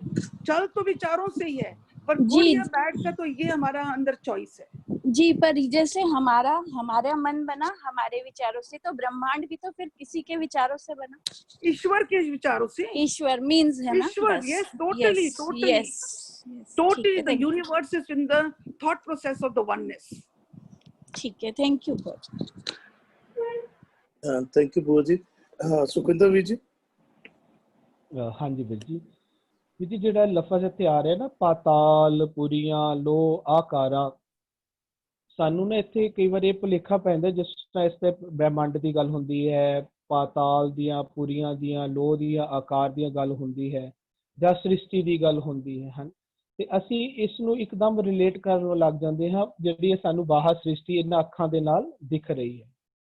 ਲੇਕਿਨ ਗੁਰਬਾਣੀ ਇਹ ਵਾਲੀ ਸ੍ਰਿਸ਼ਟੀ ਦੀ ਗੱਲ ਨਹੀਂ ਕਰ ਰਹੀ। ਕਹਿੰਦੇ ਗੁਰਬਾਣੀ ਆਖਰੀ ਕਹਿੰਦੇ ਜਿਹੜੀ ਤੁਹਾਨੂੰ ਹੁਣ ਇਹ ਸ੍ਰਿਸ਼ਟੀ ਦੀ ਗੱਲ ਗੁਰਬਾਣੀ ਦੇ ਵਿੱਚ ਜਿਹੜੇ ਕੁਦਰਤ ਦੀ ਗੱਲ ਕਰਦੇ ਨੇ ਨਾ ਸਤਿਗੁਰੂ ਜੀ, ਇਹ ਕਹਿੰਦੇ ਨੇ ਇਹ ਘਰ ਮੈਂ ਧਰਤੀ ਤੌਲ ਪਤਾਲਾ। ਇਹ ਜਿਹੜੀ ਧਰਤੀ ਦੀ ਪਾਤਾਲ ਦੀ ਗੱਲ, ਆਕਾਰ ਦੀ ਗੱਲ ਚੱਲ ਰਹੀ ਹੈ ਨਾ, ਇਹ ਆਪਾਂ ਪਿਛਲਾ ਸ਼ਬਦ ਜਿਹੜਾ ਕਰਕੇ ਗਏ ਆ ਥੋੜੇ ਦਿਨ ਪਹਿਲਾਂ, ਉੱਥੇ ਵੀ ਆਇਆ ਸੀ, ਕਾਇਆ ਕੋਟ ਹੈ ਆਕਾਰਾ। ਜਿਹੜਾ ਉਰੇ ਲਫ਼ਜ਼ ਆ ਰਿਹਾ ਨਾ ਆਕਾਰਾ, ਇਹ ਕਾਇਆ ਨੂੰ ਬੋਲਦੇ ਨੇ, ਕਾਇਆ ਕੋਟ ਹੈ ਆਕਾਰਾ। ਇਹ ਵਾਲਾ ਕਾਇਆ ਰੂਪ ਆਕਾਰ ਦੀ ਗੱਲ ਗੁਰਬਾਣੀ ਕਰਦੀ ਹੈ।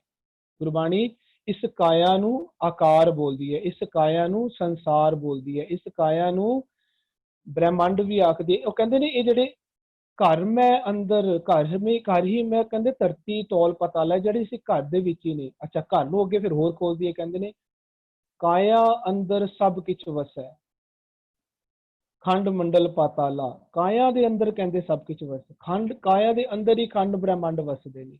ਗੁਰਬਾਣੀ ਜਿਹੜੀ ਖੰਡ ਬ੍ਰਹਿਮੰਡ ਦੀ ਗੱਲ ਕਰ ਰਹੀ ਹੈ ਨਾ, ਉਹ ਇਸ ਕਾਇਆ ਰੂਪੀ ਸੰਸਾਰ ਕਾਇਆ ਰੂਪੀ ਕੁਦਰਤ ਦੇ ਵਿੱਚ ਜਾਣਨ ਨੂੰ ਕਹਿ ਰਹੀ। ਕਹਿੰਦੇ ਇਹਦੇ ਅੰਦਰ ਜਿਹੜੀ ਇਹ ਵਾਲੀ ਜਿਹੜੀ ਸ੍ਰਿਸ਼ਟੀ ਹੈ ਨਾ, ਰੱਬ ਜੀ ਦੇ ਇਹ ਰੱਬੀ ਹੁਕਮਾਂ ਵਿੱਚ ਹੀ ਹੈ। ਮਨ ਨੂੰ ਕਿਹਾ ਹੈ, ਮਨ ਤੂੰ ਜਿਹੜੀ ਇਹ ਵਾਲੀ ਸ੍ਰਿਸ਼ਟੀ ਹੈ ਨਾ, ਇਹਦਾ ਤੈਨੂੰ ਰਾਜਾ, ਇਹਦਾ ਰੱਬ ਤੈਨੂੰ ਬਣਾਇਆ, ਭਾਵ ਇਹਨੂੰ ਤੂੰ ਢਾ ਸਕਦਾ ਹੈ, ਇਹਨੂੰ ਤੂੰ ਸਾਜ ਸਕਦਾ ਹੈ।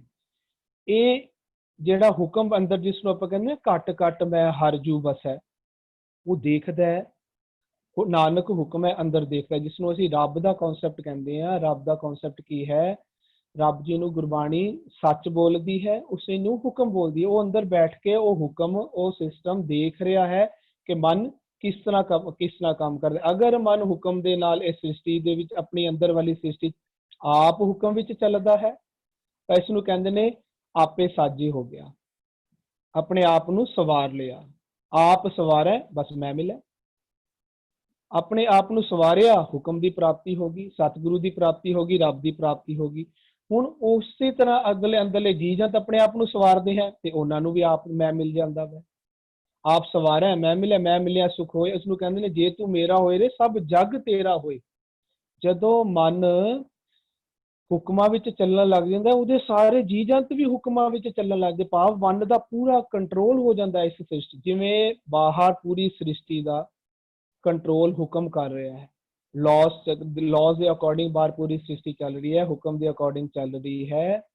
ਉਸੀ ਤਰ੍ਹਾਂ ਅੰਦਰਲੀ ਸ੍ਰਿਸ਼ਟੀ ਵੀ ਜਦੋਂ ਮਨ ਹੁਕਮ ਵਿੱਚ ਚੱਲਣਾ ਸ਼ੁਰੂ ਕਰ ਜਾਂਦਾ ਹੈ, ਹੁਕਮਾਂ ਨੂੰ ਬੁੱਝ ਕੇ ਹੁਕਮ ਰਜ਼ਾਈ ਚੱਲਣਾ ਸ਼ੁਰੂ ਕਰ ਦਿੰਦਾ, ਤਾਂ ਅੰਦਰਲਾ ਜਗ ਵੀ ਮਨ ਦੇ ਕੰਟਰੋਲ ਵਿੱਚ ਆ ਜਾਂਦਾ। ਇਹਨੂੰ ਕਹਿੰਦੇ ਨੇ ਮਨ ਜੀਤੈ ਜਗ ਜੀਤ, ਪੂਰਾ ਜਗ ਜੀਤੈ। ਇਹਨੂੰ ਕਹਿੰਦੇ ਨੇ ਜੇ ਤੂੰ ਮੇਰਾ ਹੋਏ ਰੇ ਸਭ ਜਗ ਤੇਰਾ ਹੋਏ। ਇਹ ਸਾਰਾ ਜਗ ਹੁਣ ਮਨ ਦਾ ਹੋ ਜਾਂਦਾ ਹੈ। ਮਨ ਸਾਰੇ ਹੁਕਮ ਸਰੂਪ ਹੋ ਕੇ, ਸਤਿਗੁਰ ਕੀ ਬਾਣੀ ਸਤ ਸਰੂਪ ਹੈ, ਸਤ ਸਰੂਪ ਹੋ ਕੇ ਗੁਰਬਾਣੀ ਬਣ ਜਾਂਦਾ, ਭਾਵ ਗੁਰਬਾਣੀ ਦੀ ਵਿਚਾਰਧਾਰਾ ਨੂੰ ਧਾਰਨ ਕਰ ਲੈਂਦਾ ਹੈ। ਇਹ ਰੱਬ ਜੀ ਦਾ ਹੁਕਮ, ਇਹ ਰੱਬ ਜੀ ਦਾ ਕਨਸੈਪਟ ਹੈ ਗੁਰਮਤਿ ਦਾ। ਉਹ ਜਿਹੜੇ ਖੰਡ ਮੰਡਲ ਪਾਤਾਲ ਬ੍ਰਹਿਮੰਡ ਦੀ ਗੱਲ ਗੁਰਬਾਣੀ ਕਹਿੰਦੀ ਹੈ, ਇਹ ਕਾਇਆ ਦੀ ਗੱਲ ਕਰਦੀ ਹੈ। ਕਾਇਆ ਦੇ ਅੰਦਰ ਹੈ ਸਾਰਾ ਕੁਝ। ਜਿਵੇਂ ਉਰੇ ਸਤਿਗੁਰੂ ਜੀ ਸਾਨੂੰ ਧਰਤੀ ਵੀ ਬੋਲਦੇ ਆ, ਕਹਿੰਦੇ ਨੇ ਧਰਤੀ ਦੇਖੋ, ਇੱਕ ਹੈ ਧਰਤੀ, ਧਰਤੀ ਦੇ ਥੱਲੇ ਸਾਨੂੰ ਸਮਝਾਇਆ ਗਿਆ ਅੱਜ ਤੱਕ ਕਿ ਧਰਤੀ ਦੇ ਥੱਲੇ ਪਾਤਾਲ ਨੇ, ਧਰਤੀ ਦੇ ਉੱਪਰ ਆਕਾਸ਼ ਨੇ। ਗੁਰਬਾਣੀ ਕਹਿੰਦੀ ਹੈ ਇਹ ਤਨ ਧਰਤੀ, ਕਹਿੰਦੇ ਨੇ ਅਮਲ ਕਰ ਧਰਤੀ, ਬੀਜ ਸ਼ਬਦੋ ਕਰ। ਗੁਰਬਾਣੀ ਹੋਰ ਵੀ ਆਖਦੀ ਹੈ, ਕਹਿੰਦੇ ਨੇ ਕਰਮ ਧਰਤੀ ਸਰੀਰ ਵਿੱਚ ਕਲ ਯੁਗ ਜੋ ਬੀਜੈ ਸੋ ਫਲ ਪਾਏ। ਗੁਰਬਾਣੀ ਇਸ ਤਨ ਨੂੰ ਧਰਤੀ ਆਖਦੀ ਹੈ, ਫਿਰ ਤਨ ਨੂੰ ਹੋਰ ਐਕਸਪਲੇਨ ਕਰਦੀ ਹੈ, ਕਹਿੰਦੇ ਨੇ ਕਰਮ ਧਰਤੀ ਸਰੀਰ।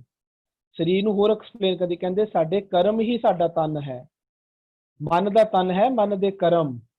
ਪਹਿਲਾਂ ਕਹਿੰਦੀ ਹੈ ਇਹ ਤਨ ਧਰਤੀ, ਫਿਰ ਕਹਿੰਦੇ ਨੇ ਕਰਮ ਧਰਤੀ ਸਰੀਰ। ਤਨ ਨੂੰ ਹੋਰ ਐਕਸਪਲੇਨ ਕੀਤਾ। ਤਨ ਨੂੰ ਗੁਰਬਾਣੀ ਅੰਦਰਲਾ ਜਿਹੜਾ ਤਨ ਮੰਨਦੀ ਹੈ, ਉਹ ਕਰਮਾਂ ਨੂੰ, ਸਾਡੇ ਕਰਮਾਂ ਨੂੰ ਸਾਡਾ ਮਨ ਦਾ ਤਨ ਆਖਦੀ ਹੈ ਗੁਰਬਾਣੀ ਅੰਦਰ।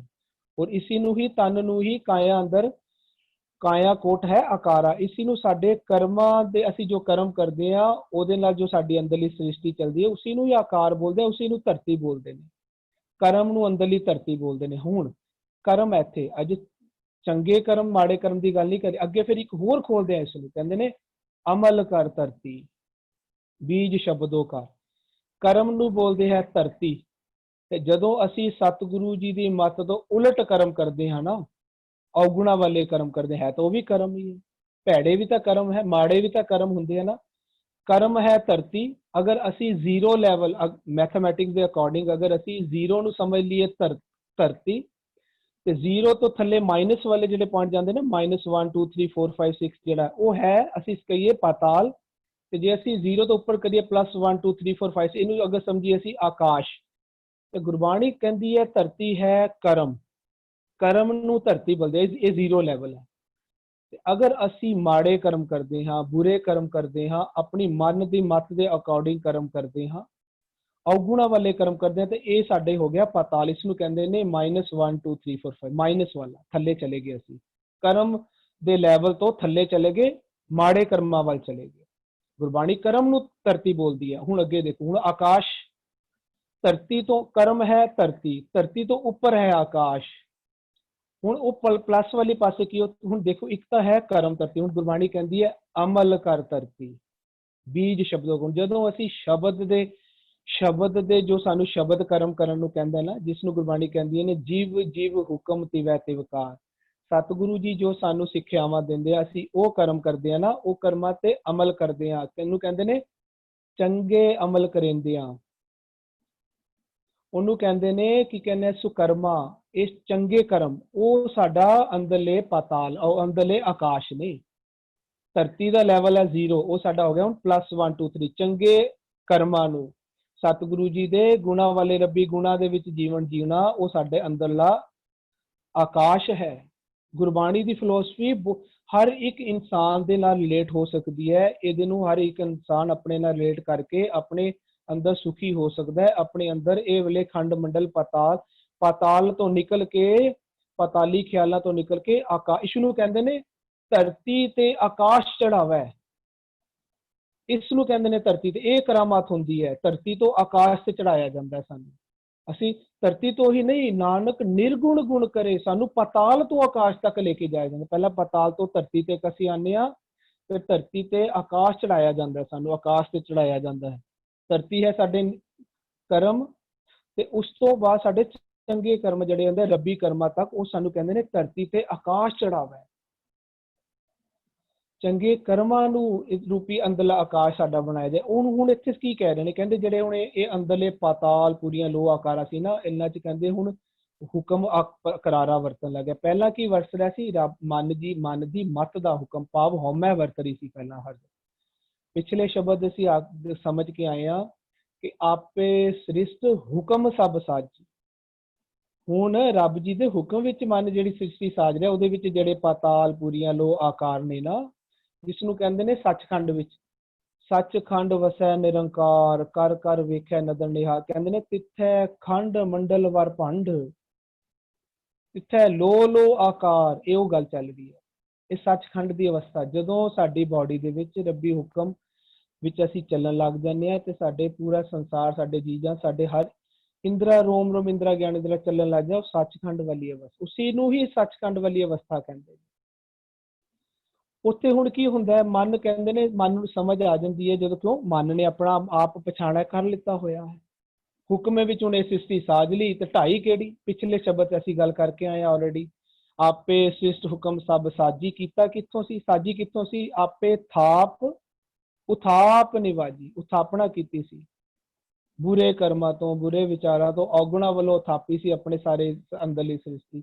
ਜਿਹੜਾ ਕੂੜਾ ਕੁੜਿਆਰ ਸੀ ਨਾ ਮਨ, ਪਹਿਲਾਂ ਕੂੜ ਰਾਜਾ, ਕੂੜ ਪ੍ਰਜਾ, ਕੂੜ ਸਭ ਸੰਸਾਰ, ਉਹ ਕੂੜ ਰੂਪੀ ਸੰਸਾਰ, ਕੂੜ ਨੂੰ ਖਤਮ ਕੀਤਾ ਸੀ, ਕੂੜ ਨੂੰ ਢਾਹਿਆ ਸੀ। ਤੇ ਕੀਤਾ ਕੀ ਸੀ? ਪਹਿਲਾਂ ਹੁਕਮੇ ਮੇਲ,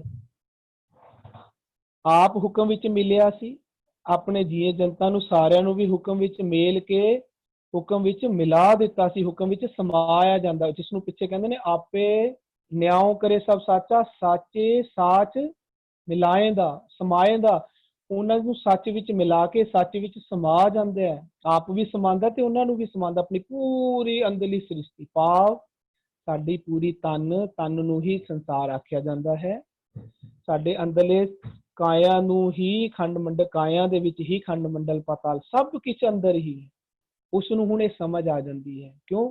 ਕਿਉਂਕਿ ਉਸਨੇ ਆਪਣਾ ਆਪ ਗੁਰੂ ਦੀ ਮੱਤ ਦੇ ਨਾਲ ਬੁੱਝ ਲਿਆ, ਤੇ ਆਪਣੇ ਅੰਦਰਲੀ ਸ੍ਰਿਸ਼ਟੀ ਨੂੰ ਵੀ ਬੁਝਾ ਦਿੱਤਾ। ਹੁਣ ਇਹਨੂੰ ਕਹਿੰਦੇ ਤਿਸ ਵਿੱਚ ਵਰਤਾ ਹੁਕਮ ਆਕਾਰ, ਇਹੀ ਕਹਿ ਰਹੇ ਨੇ ਜਿਵ ਜਿਵ ਹੁਕਮ ਤਿਵੈ ਤਿਵਕਾਰ। ਅੰਦਰ ਹੁਕਮ ਵਰਤ ਰਿਹਾ, ਤੇ ਹਰ ਇੱਕ ਦੀ ਅੰਦਰਲੀ ਪੂਰੀ ਸ੍ਰਿਸ਼ਟੀ ਦੀ ਕਾਰ ਹੁਣ ਹੁਕਮਾਂ ਵਾਲੀ ਕਾਰ ਹੋ ਗਈ ਹੈ। ਇਹ ਸਤਿਗੁਰੂ ਜੀ ਸਾਨੂੰ ਆਪਣੀ ਅੰਦਰਲੀ ਸ੍ਰਿਸ਼ਟੀ ਸਾਜਣਾ ਦੀ, ਅੰਦਰਲੀ ਸ੍ਰਿਸ਼ਟੀ ਸਵਾਰਨ ਦੀ ਗੱਲ ਕਰਦੇ। ਕਿਉਂ?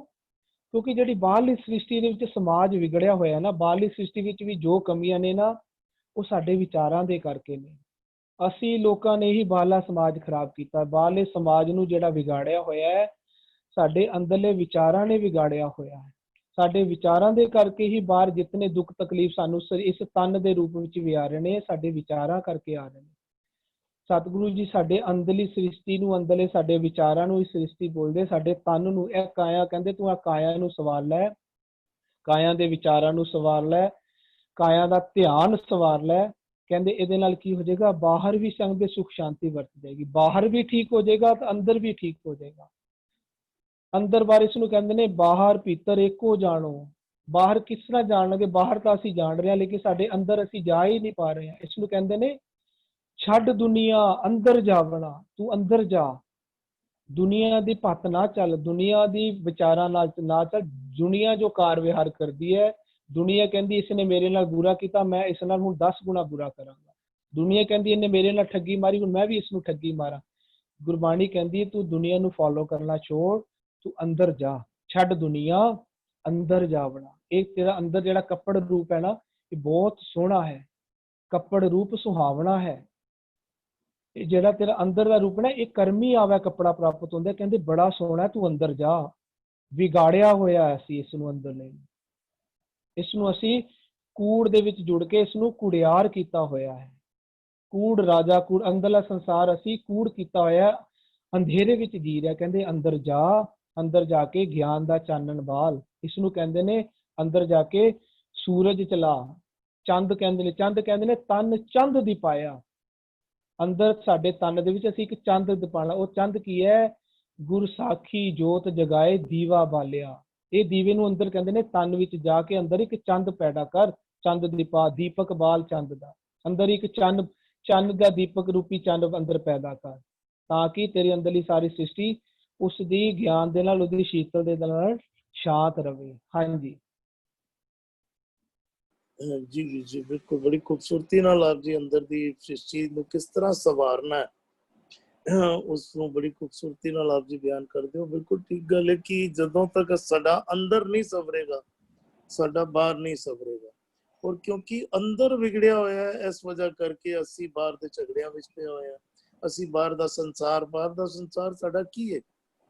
ਸਾਡਾ ਪਰਿਵਾਰ ਹੈ, ਸਾਡੇ ਆਲੇ ਦੁਆਲੇ ਲੋਕ ਹਨ, ਸਾਡੇ ਪੜੋਸੀ ਮੁਲਕ ਕਹਿ ਲਈਏ, ਸਾਡੇ ਪੜੋਸੀ ਸਾਰੇ ਕਹਿ ਲਈਏ, ਸਾਰਿਆਂ ਨਾਲ ਅਸੀਂ ਝਗੜੇ ਪਾਏ ਹੋਏ ਹਨ ਕਿਉਂਕਿ ਅੰਦਰੋਂ ਅਸੀਂ ਵਿਗੜੇ ਹੋਏ ਹਾਂ।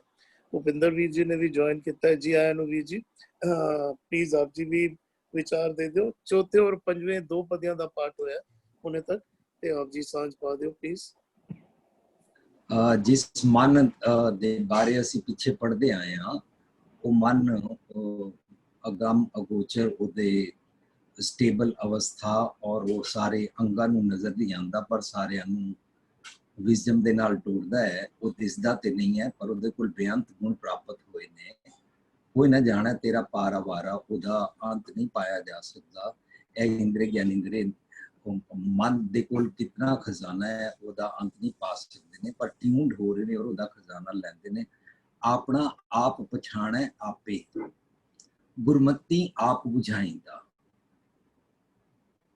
ਰੱਬ ਨੇ ਤੇ ਆਪਣੇ ਆਪ ਨੂੰ ਬੁਝਣਾ ਨਹੀਂ ਹੈ। ਇਹ ਆਪ ਦਾ ਮਤਲਬ ਹੀ ਮਨ ਹੈ। ਉਹ ਵਾਲਾ ਮਨ ਆਪਣੇ ਆਪ ਨੂੰ, ਆਪਣੀ ਸਾਰੀ ਸ੍ਰਿਸ਼ਟੀ ਨੂੰ ਔਰ ਆਪਣੇ ਸਾਰੇ ਵੇਗ, ਆਪਣੇ ਅੰਦਰ ਜਿਤਨੇ ਖਿਆਲ ਆਉਂਦੇ ਨੇ ਉਹਨਾਂ ਨੂੰ ਪਛਾਣਦਾ ਹੈ। ਕਿਸ ਤਰ੍ਹਾਂ? ਗੁਰੂ ਦੀ ਮੱਤ ਲੈ ਕੇ। ਗੁਰੂ ਦੀ ਮੱਤ ਕਿੱਥੇ ਹੈ? ਅੰਦਰ ਵਸਦੇ ਰੱਬ ਜੀ।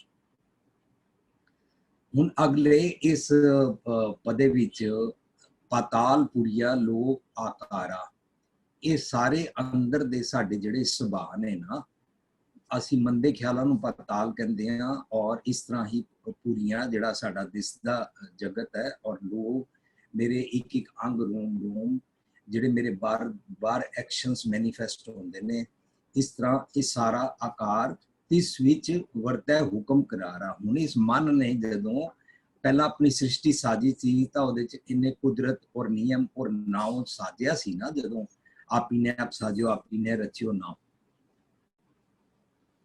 ਦੁਈ ਕੁਦਰਤ ਸਾਜੀਏ ਕਰ ਆਸਣ ਡਿੱਠੋ ਚਾਓ। ਇਹ ਕੁਦਰਤ ਸਾਜਦਾ ਅਕੋਰਡਿੰਗ ਟੂ ਸਤਿਗੁਰ ਦੀ ਮੱਤ। ਉਹ ਵਾਲਾ ਹੁਕਮ ਇੱਥੇ ਵਰਤਦਾ ਹੈ ਔਰ ਉਸਨੂੰ ਬਿਲਕੁਲ ਜਿਸ ਨੂੰ ਅਸੀਂ ਕਹਿੰਦੇ ਰਿਲੀਜੀਅਸਲੀ ਆਪਣੇ ਸਾਰੇ ਅੰਗਾਂ ਨੂੰ ਨਾਲ ਫੋਲੋ ਕਰਾਉਂਦਾ ਹੈ, ਔਰ ਉਹ ਬਿਲਕੁਲ ਇੱਧਰ ਉੱਧਰ ਟਸ ਤੋਂ ਮਸ ਨਹੀਂ ਹੁੰਦਾ। ਇਨਐਵਿਟੇਬਲ ਹੁਕਮਾਂ ਨੂੰ ਮੰਨ ਕੇ ਚੱਲਦਾ। ਹੁਕਮੇ ਸਾਜੇ ਹੁਕਮੇ ਢਾਏ। ਉਹ ਚੰਗੇ ਗੁਣਾਂ ਦੀ ਆਪਣੀ ਸਾਜਨਾ ਕਰਦਾ ਹੈ ਔਰ ਜਿਹੜੇ ਅਵਗੁਣੀ ਸੁਭਾਅ ਨੇ ਉਹਨਾਂ ਨੂੰ ਢਾਂਦਾ ਹੈ। ਜਿਸ ਤਰ੍ਹਾਂ ਉਹਨੇ ਸੁਖਵਿੰਦਰ ਜੀ ਬੋਲ ਰਹੇ ਸੀ ਨਾ ਪਿਛਲੇ ਪਦਿਆਂ ਵਿੱਚ, ਥਾਪ ਉਥਾਪ ਔਰ ਆਪਣੀ ਸ੍ਰਿਸ਼ਟੀ ਸਾਜਦਾ ਹੈ।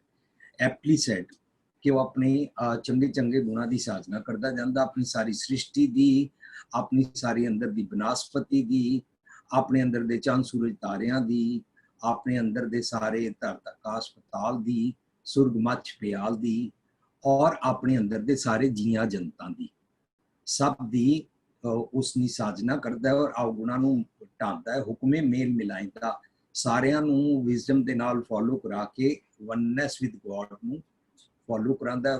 ਹੁਕਮੇ ਬੂਝੈ ਸੋ ਹੁਕਮ ਸਲਾਹੀ। ਸੋ ਇਹ ਮਨ ਹੁਕਮ ਨੂੰ ਬੁੱਝਦਾ ਹੈ ਔਰ ਉਸ ਨੂੰ ਨਾਲ ਜੀਂਦਾ ਹੈ। ਹੁਕਮੇ ਮੇਲ ਮਿਲਾਇਦਾ। ਸੋ ਇਸ ਤੋਂ ਬਾਅਦ ਹੁਕਮੇ ਸਾਜੇ ਹੁਕਮੇ ਢਾਹੇ, ਹੁਕਮੇ ਮੇਲ ਮਿਲਾਇਦਾ। ਸੋ ਅਵਗੁਣਾਂ ਨੂੰ ਕੁਦਰਤ ਦੇ ਨਿਯਮਾਂ ਅਨੁਸਾਰ ਉਹਨੂੰ ਪਤਾ ਲੱਗ ਚੁੱਕਾ ਹੈ ਕਿ ਕਿਹੜੇ ਕਿਹੜੇ ਅਵਗੁਣ ਦੇ ਨਾਲ ਕੀ ਨੁਕਸਾਨ ਹੁੰਦਾ ਹੈ, ਤਾਂ ਉਹ ਆਪਣੀ ਸਾਰੀ ਸ੍ਰਿਸ਼ਟੀ ਨੂੰ ਸਾਜਦਾ ਹੈ। ਜਿਹੜੀ ਗੱਲ ਇੱਕ ਹੁਣੇ ਸੁਖਵਿੰਦਰ ਜੀ ਨੇ ਇੱਕ ਪੰਕਤੀ ਕੋਟ ਕੀਤੀ, ਧਰਤੀ ਤੇ ਆਕਾਸ਼ ਚੜਾਵੇ, ਉਹ ਇਹਨਾਂ ਨੇ ਬੜੀ ਕ੍ਰਾਂਤੀਕਾਰੀ ਇੱਕ ਸ਼ਬਦ ਦੀ ਪੰਕਤੀ ਕੋਟ ਕਰ ਦਿੱਤੀ। ਸਤਵੀਰ ਜੀ ਜੇ ਉਸ ਸ਼ਬਦ ਨੂੰ ਮੈਂ ਤੁਹਾਡੇ ਨਾਲ ਸਾਂਝ ਕਰਾਂ ਤਾਂ 2 ਮਿੰਟ ਹੈ? ਜੀ ਵੀਰ ਜੀ, ਪਲੀਜ਼ ਗੋ ਅਹੈਡ। ਅੱਛਾ, ਤੁਸੀਂ ਇਹਨਾਂ ਨੇ ਜਿਹੜਾ ਸ਼ਬਦ ਹੁਣੇ ਕੋਟ ਕੀਤਾ ਨਾ, ਧਰਤੀ ਤੇ ਆਕਾਸ਼ ਚੜਾਵੇ, ਉਹ ਸ਼ਬਦ ਨੂੰ ਸਕਰੀਨ ਤੇ ਲਿਆ ਸਕਦੇ ਹੋ? जी वीर जी, जी जरूर, प्लीज हरप्रीत वीर जी प्लीज शेयर करें जी।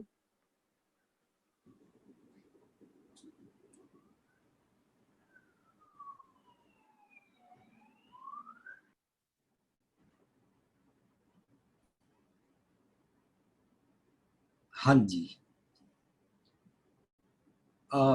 ਸਤਵੀਰ ਜੀ ਅਤੇ ਸਾਰੀ ਸੰਗਤ ਜੀ, ਮੈਂ ਨਮਰਤਾ ਨਾਲ ਬੇਨਤੀ ਕਰ ਰਿਹਾ, ਇਸ ਸ਼ਬਦ ਬਾਰੇ ਆਮ ਤੌਰ ਤੇ ਸਮਝਿਆ ਜਾਂਦਾ ਹੈ ਕਿ ਰੱਬ ਧਰਤੀ ਤੋਂ ਆਕਾਸ਼ ਤੇ ਚੜਾ ਦਿੰਦਾ ਹੈ, ਲੋਕਾਂ ਦੇ ਚੜ੍ਹੇ ਆਕਾਸ਼ ਗਿਰਾ ਦਿੰਦਾ ਹੈ, ਭਿਖਾਰੀਆਂ ਨੂੰ ਰਾਜੇ ਬਣਾ ਦਿੰਦਾ ਹੈ, ਰਾਜਿਆਂ ਨੂੰ ਭਿਖਾਰੀ ਬਣਾ ਦਿੰਦਾ ਹੈ, ਔਰ ਜਿਹੜੇ ਹੱਸ ਰਹੇ ਉਹਨਾਂ ਨੂੰ ਰੁਵਾ ਦਿੰਦਾ ਹੈ, ਜਿਹੜੇ ਵਸੇ ਹੋਏ ਨੇ ਉਹਨਾਂ ਨੂੰ ਜਾੜ ਦਿੰਦਾ ਹੈ, ਜਿੱਥੇ ਜਲ ਆ ਉੱਥੇ ਥਲ ਕਰ ਦਿੰਦਾ, ਥਲ ਦੇ ਖੂਹ ਕਰਾ ਦਿੰਦਾ। ਇਸ ਤਰੀਕੇ ਦੇ ਨਾਲ ਅਸੀਂ ਇਹ ਬਾਹਰ ਵਾਲੇ ਰੱਬ ਬਾਰੇ ਇੱਕ ਐਜ਼ੰਪਸ਼ਨ ਬਣਾ ਲਈ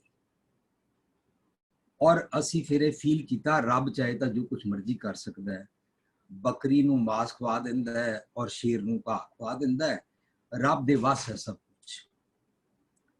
ਜਦ ਕਿ ਇਹ ਸ਼ਬਦ ਨੂੰ ਅਸੀਂ ਬਾਰ-ਬਾਰ ਅੰਦਰ ਵਾਲੇ ਰੱਬ ਔਰ ਅੰਦਰ ਵਾਲੇ ਸਤਿਗੁਰ ਨਿਜ ਘਰ ਚ ਵਸਦੇ ਰੱਬ ਦੀ ਗੱਲ ਕਿਉਂ ਕਰਦੇ ਆ? ਕਿਉਂਕਿ ਬਾਣੀ ਸਾਨੂੰ ਬਾਰ-ਬਾਰ ਅੰਦਰ ਦੇ ਖਜ਼ਾਨੇ, ਅੰਦਰ ਦੇ ਅੰਮ੍ਰਿਤ, ਅੰਦਰ ਵਸਦੇ ਰੱਬ ਬਾਰੇ ਗੱਲ ਕਰਦੀ ਹੈ। ਤਾਂ ਹੁਣ ਜੇਕਰ ਅਸੀਂ ਇਸ ਸ਼ਬਦ ਨੂੰ ਅੰਦਰ ਵਾਲੇ ਜਿਹੜਾ ਮਨ ਹੈ ਉਹ ਰਾਜਾ ਹੈ, ਉਹਨੇ ਧਰਮ ਉਤੇ ਸ਼ਰਮ ਕੀਤਾ। ਜੇ ਧਰਮ ਉਤੇ ਸ਼ਰਮ ਨਾ ਕਰੋ ਤਾਂ ਸ਼ਰਮ ਧਰਮ ਦੋਏ ਛੱਪ ਖਲੋਏ, ਕੂੜ ਫਿਰਿਆ ਪ੍ਰਧਾਨ ਹੋ ਜਾਂਦਾ, ਕੂੜ ਹੋ ਜਾਂਦੀ ਹੈ। ਹੁਣ ਇਹ ਸ਼ਬਦ ਸਾਰਾ ਪੋਜ਼ਿਟਿਵ ਅਵਸਥਾ ਕਿਸ ਤਰ੍ਹਾਂ ਵਾਪਰੀ ਹੈ, ਕਿਸ ਤਰ੍ਹਾਂ ਅੰਦਰ ਦੀ ਸ੍ਰਿਸ਼ਟੀ ਚੇਂਜ ਹੋਈ ਹੈ, ਉਸ ਸੋਚ ਦਾ ਜਿਹੜਾ ਪੈਰਾਡਿਮ ਸ਼ਿਫਟ ਹੋਇਆ ਨਾ, ਉਹਦੀ ਕਰਾਮਾਤ ਬਾਰੇ ਹੈ ਸ਼ਬਦ ਅੰਦਰ ਦਾ। ਕੱਲ ਭੂਆ ਜੀ ਬਾਰ-ਬਾਰ ਕਹਿੰਦੇ ਸੀ ਵੀ ਮੈਂ ਉਹਨੂੰ ਨਾ ਰਿਅਲਾਈਜ਼ ਕਰਾਇਆ ਕਿ ਤੂੰ ਅੰਦਰ ਸੋਚ, ਉਹਨਾਂ ਨੂੰ ਮਾਫ ਕਰ ਦੇ।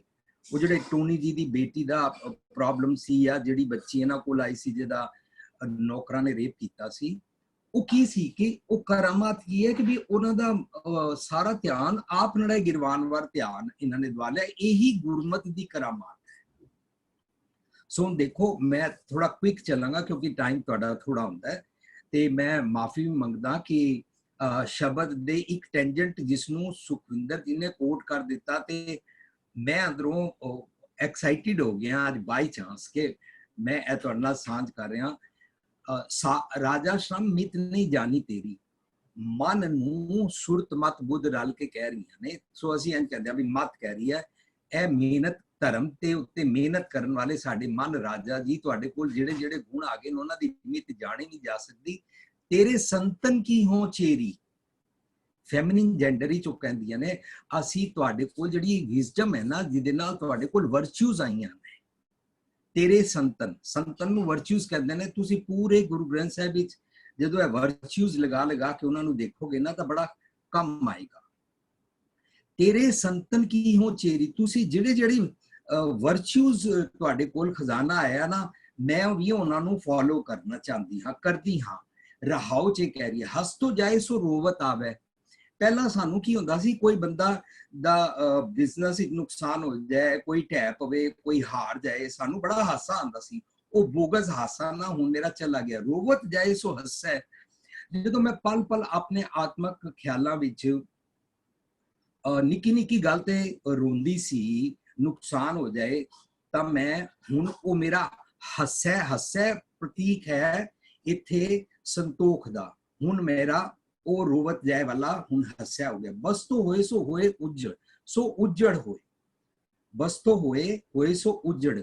ਮੇਰੇ ਅੰਦਰ ਜਿਹੜੇ ਅਵਗੁਣ ਵਸਦੇ ਸੀ, ਜਿਸ ਨੂੰ ਸੁਖਿੰਦਰ ਨੇ ਉਥਾਪ ਕਿਹਾ, ਸ੍ਰਿਸ਼ਟੀ ਸਾਜਣ ਵੇਲੇ ਮੇਰੇ ਅੰਦਰ ਅਵਗੁਣ ਵਸਦੇ ਸੀ, ਉਹਨਾਂ ਨੂੰ ਪੰਜ ਮਨਾਏ, ਪੰਜ ਰੁਸਾਏ, ਪੰਜ ਵਸਾਏ, ਪੰਜ ਗਵਾਏ, ਇਨ ਬਿਦ ਨਗਰ ਉੱਠਾ ਮੇਰੇ ਭਾਈ। ਮੈਂ ਉਹ ਜਿਹੜੇ ਅਵਗੁਣ ਵਸਦੇ ਸੀ ਉਹਨਾਂ ਨੂੰ ਉਜਾੜਨ ਮਤਲਬ ਡਿਸਟਰੋਏ ਕਰ ਲਿਆ। ਉਜੜ ਹੋਏ ਸੋ ਬਸੈ। ਜਿਹੜੇ ਮੇਰੇ ਅਵਗੁਣ, ਮੇਰੇ ਕੋਲ ਚੰਗੇ ਗੁਣ ਆ ਕੇ ਵਸਦੇ ਨਹੀਂ ਸੀ, ਉਹਨਾਂ ਨੂੰ ਹੁਣ ਮੈਂ ਵਸਾਣ ਯੋਗ ਹੋ ਗਈ ਹਾਂ। ਤੇਰੇ ਸੰਤਨ ਕੀ ਮੈਂ ਛੇਰੀਆਂ, ਰਾਜਾ ਸ਼ਰਮ ਜੀ ਵਾਹ ਜੀ ਵਾਹ। ਤੁਸੀਂ ਕਮਾਲ ਕੀਤੀ ਹੈ। ਜਲ ਤੇ ਥਲ ਕਰ ਥਲ ਤੇ ਕੂਆਂ।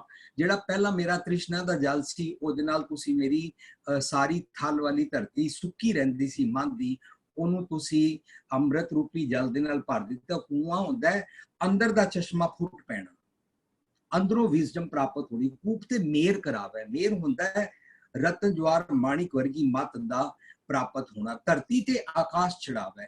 ਜਿਹੜਾ ਮੈਂ ਮੰਦੀ ਸੋਚਦੀ ਸੀ ਨਾ, ਕੀਟਾਂ ਅੰਦਰ ਕੀਟ ਵਾਲੀ, ਉਹਨੂੰ ਨਾ ਤੁਸੀਂ ਹੁਣ ਮੈਨੂੰ ਉੱਪਰ ਚੜਾ ਦਿੱਤਾ ਹੈ। ਧਰਤੀ ਤੇ ਦਾ ਮਤਲਬ ਹੁੰਦਾ ਹੈ ਸਰੀਰਕ ਤਲ ਤੱਕ ਸੈਲਫਿਸ਼ਨੈਸ ਵਾਲੀ ਅਵਸਥਾ। ਉਹਨੂੰ ਫਰੀਦ ਜੀ ਕਹਿੰਦੇ ਨੇ ਉੱਚਾ ਚੜ ਕੇ ਦੇਖਿਆ ਤਾਂ ਘਰ ਘਰ ਇਹ ਅੱਗ। ਜਦੋਂ ਮੈਂ ਆਪਣੇ ਸੈਲਫਿਸ਼ ਰੀਜ਼ਨ ਤੋਂ ਉੱਪਰ ਚੜ ਕੇ ਦੇਖਿਆ ਨਾ, ਮੈਂ ਫਰੀਦਾ ਮੈਂ ਜਾਣਿਆ ਦੁੱਖ ਮੁਝਕੂ, ਮੈਨੂੰ ਸਮਝ ਆ ਗਈ ਦੁੱਖ ਸਬਾਇਆ ਜਗ।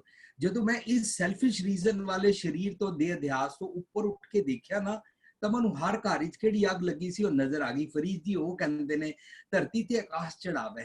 ਤੂੰ ਮੈਨੂੰ ਸੈਲਫਿਸ਼ ਰੀਜ਼ਨ ਤੋਂ ਸਾਰੀ ਦੁਨੀਆ ਦੇ ਭਲੇ ਵਾਲਾ, ਇਕੁਐਲਿਟੀ ਵਾਲਾ, ਆਕਾਸ਼ ਵਾਲਾ ਪ੍ਰਤੀਕ ਸਮਝਾਇਆ। ਜਿਹੜੇ ਆਕਾਸ਼ ਗਿਰਾਵੇ। ਮੇਰਾ ਜਿਹੜਾ ਹੰਕਾਰ ਸੀ ਨਾ, ਉਹਨੂੰ ਨਮਰਤਾ ਚ ਲਿਆਏ। ਭਿਖਾਰੀ ਤੇ ਰਾਜ ਕਰਾਵੇ। ਮੈਂ ਜਿਹੜਾ ਨਰਪਤ ਇੱਕ ਸਿੰਘਾਸਨ ਸੋਇਆ, ਸੁਪਨੇ ਪਿਆ ਭਿਖਾਰੀ ਮੇਰਾ ਮਨ ਸੀ ਨਾ, ਮੇਰੀ ਸੁਰਤ ਸੀ ਨਾ, ਜਿਹੜੀ ਮਤ ਬੁੱਧ ਸੀ ਨਾ, ਜਿਹੜੇ ਖਿਆਲ ਸਨ ਨਾ, ਉਹਨਾਂ ਨੂੰ ਤੁਸੀਂ ਮੈਨੂੰ ਨੇਚਲ ਰਾਜ ਦੇ ਦਿੱਤਾ ਹੈ। ਤੇ ਜਿਹੜਾ ਹੰਕਾਰ ਸੀ, ਜਿਹੜਾ ਕੂੜ ਰਾਜਾ ਕੂੜ ਪਰਜਾ ਵਾਲਾ, ਉਹਨੂੰ ਸੱਚ ਦੀ ਮਤ ਮੰਗਣ ਵਾਲਾ ਭਿਖਾਰੀ ਬਣਾ ਦਿੱਤਾ। ਉਹਨੂੰ ਕਹਿੰਦੇ ਨੇ ਹਮ ਭੀਖਕ ਭਿਖਾਰੀ ਤੇਰੇ। ਖਲ ਮੂਰਖ ਤੇ ਪੰਡਿਤ ਕਰਬੋ। ਮੇਰੇ ਅੰਦਰ ਜਿੰਨਾ ਮੂਰਖਪੁਣਾ ਸੀ ਨਾ, ਉਹਨੂੰ ਤੁਸੀਂ ਸੱਚ ਦਾ ਧਰਮ ਗਿਆਨ ਬਖਸ਼ ਦਿੱਤਾ ਹੈ। ਪੰਡਿਤ ਤੇ ਮੁਗਧਾਰੀ। ਔਰ ਜਿਹੜਾ ਮੈਨੂੰ ਧਰਮ ਦੀ ਅਕਲ ਦਾ ਹੰਕਾਰ ਸੀ ਨਾ, ਵੀ ਬੜੇ ਗ੍ਰੰਥ ਯਾਦ ਨੇ, ਬੜੀਆਂ ਪੰਕਤੀਆਂ ਯਾਦ ਨੇ, ਬੜਾ ਮੈਂ ਬਹਿਸਾਂ ਕਰ ਸਕਦਾ, ਉਹ ਵਾਲਾ ਮੇਰਾ ਪੰਡਿਤ ਨਾ ਤੁਸੀਂ ਹੁਣ ਸੱਚ ਦੀ ਮਤ ਵੱਲ ਮੁਗਧਾਰੀ ਕਰ ਦਿੱਤਾ ਹੈ। ਨਾਰੀ ਤੇ ਜੋ ਪੁਰਖ ਕਰਾਵੇ, ਤੁਸੀਂ ਮੈਨੂੰ ਸੁਮਤ ਬਖਸ਼ੀ ਹੈ। ਉਹਨੂੰ ਨਾਰੀ ਕਹਿੰਦੇ ਨੇ, ਉਹਨੂੰ ਘਰ ਕੀ ਗੀਹਨ ਚੰਗੀ ਕਹਿੰਦੇ ਨੇ, ਉਹਨੂੰ ਘਰ ਕੀ ਨਾਰ ਕਹਿੰਦੇ ਨੇ। ਨਾਰੀ ਤੇ ਜੋ ਪੁਰਖ ਕਰਾਵੇ, ਤੁਸੀਂ ਮੇਰੇ ਮਨ ਦੇ ਅੰਦਰ ਮੈਨੂੰ ਇੱਕ ਰਸ ਵਿਆਪਕ ਵਾਲਾ ਰੱਬ ਮਿਲਾ ਦਿੱਤਾ ਹੈ। ਉਹਨੂੰ ਕਹਿੰਦੇ ਨੇ ਧੈ ਪੰਜਨ ਵਿਰਵਾਨ ਦਾਸ ਕੀ ਰਾਖੀਏ, ਨਾਨਕ ਹਰ ਗੁਣ ਗਾਏ ਅਲਖ। ਜਿਹੜਾ ਦਿਸਦਾ ਨਹੀਂ ਸੀ ਨਾ, ਪ੍ਰਭ ਲਾਖੀਏ ਵਾਲਾ ਪੁਰਖ ਮੈਨੂੰ ਅੰਦਰੋਂ ਰਿਅਲਾਈਜ਼।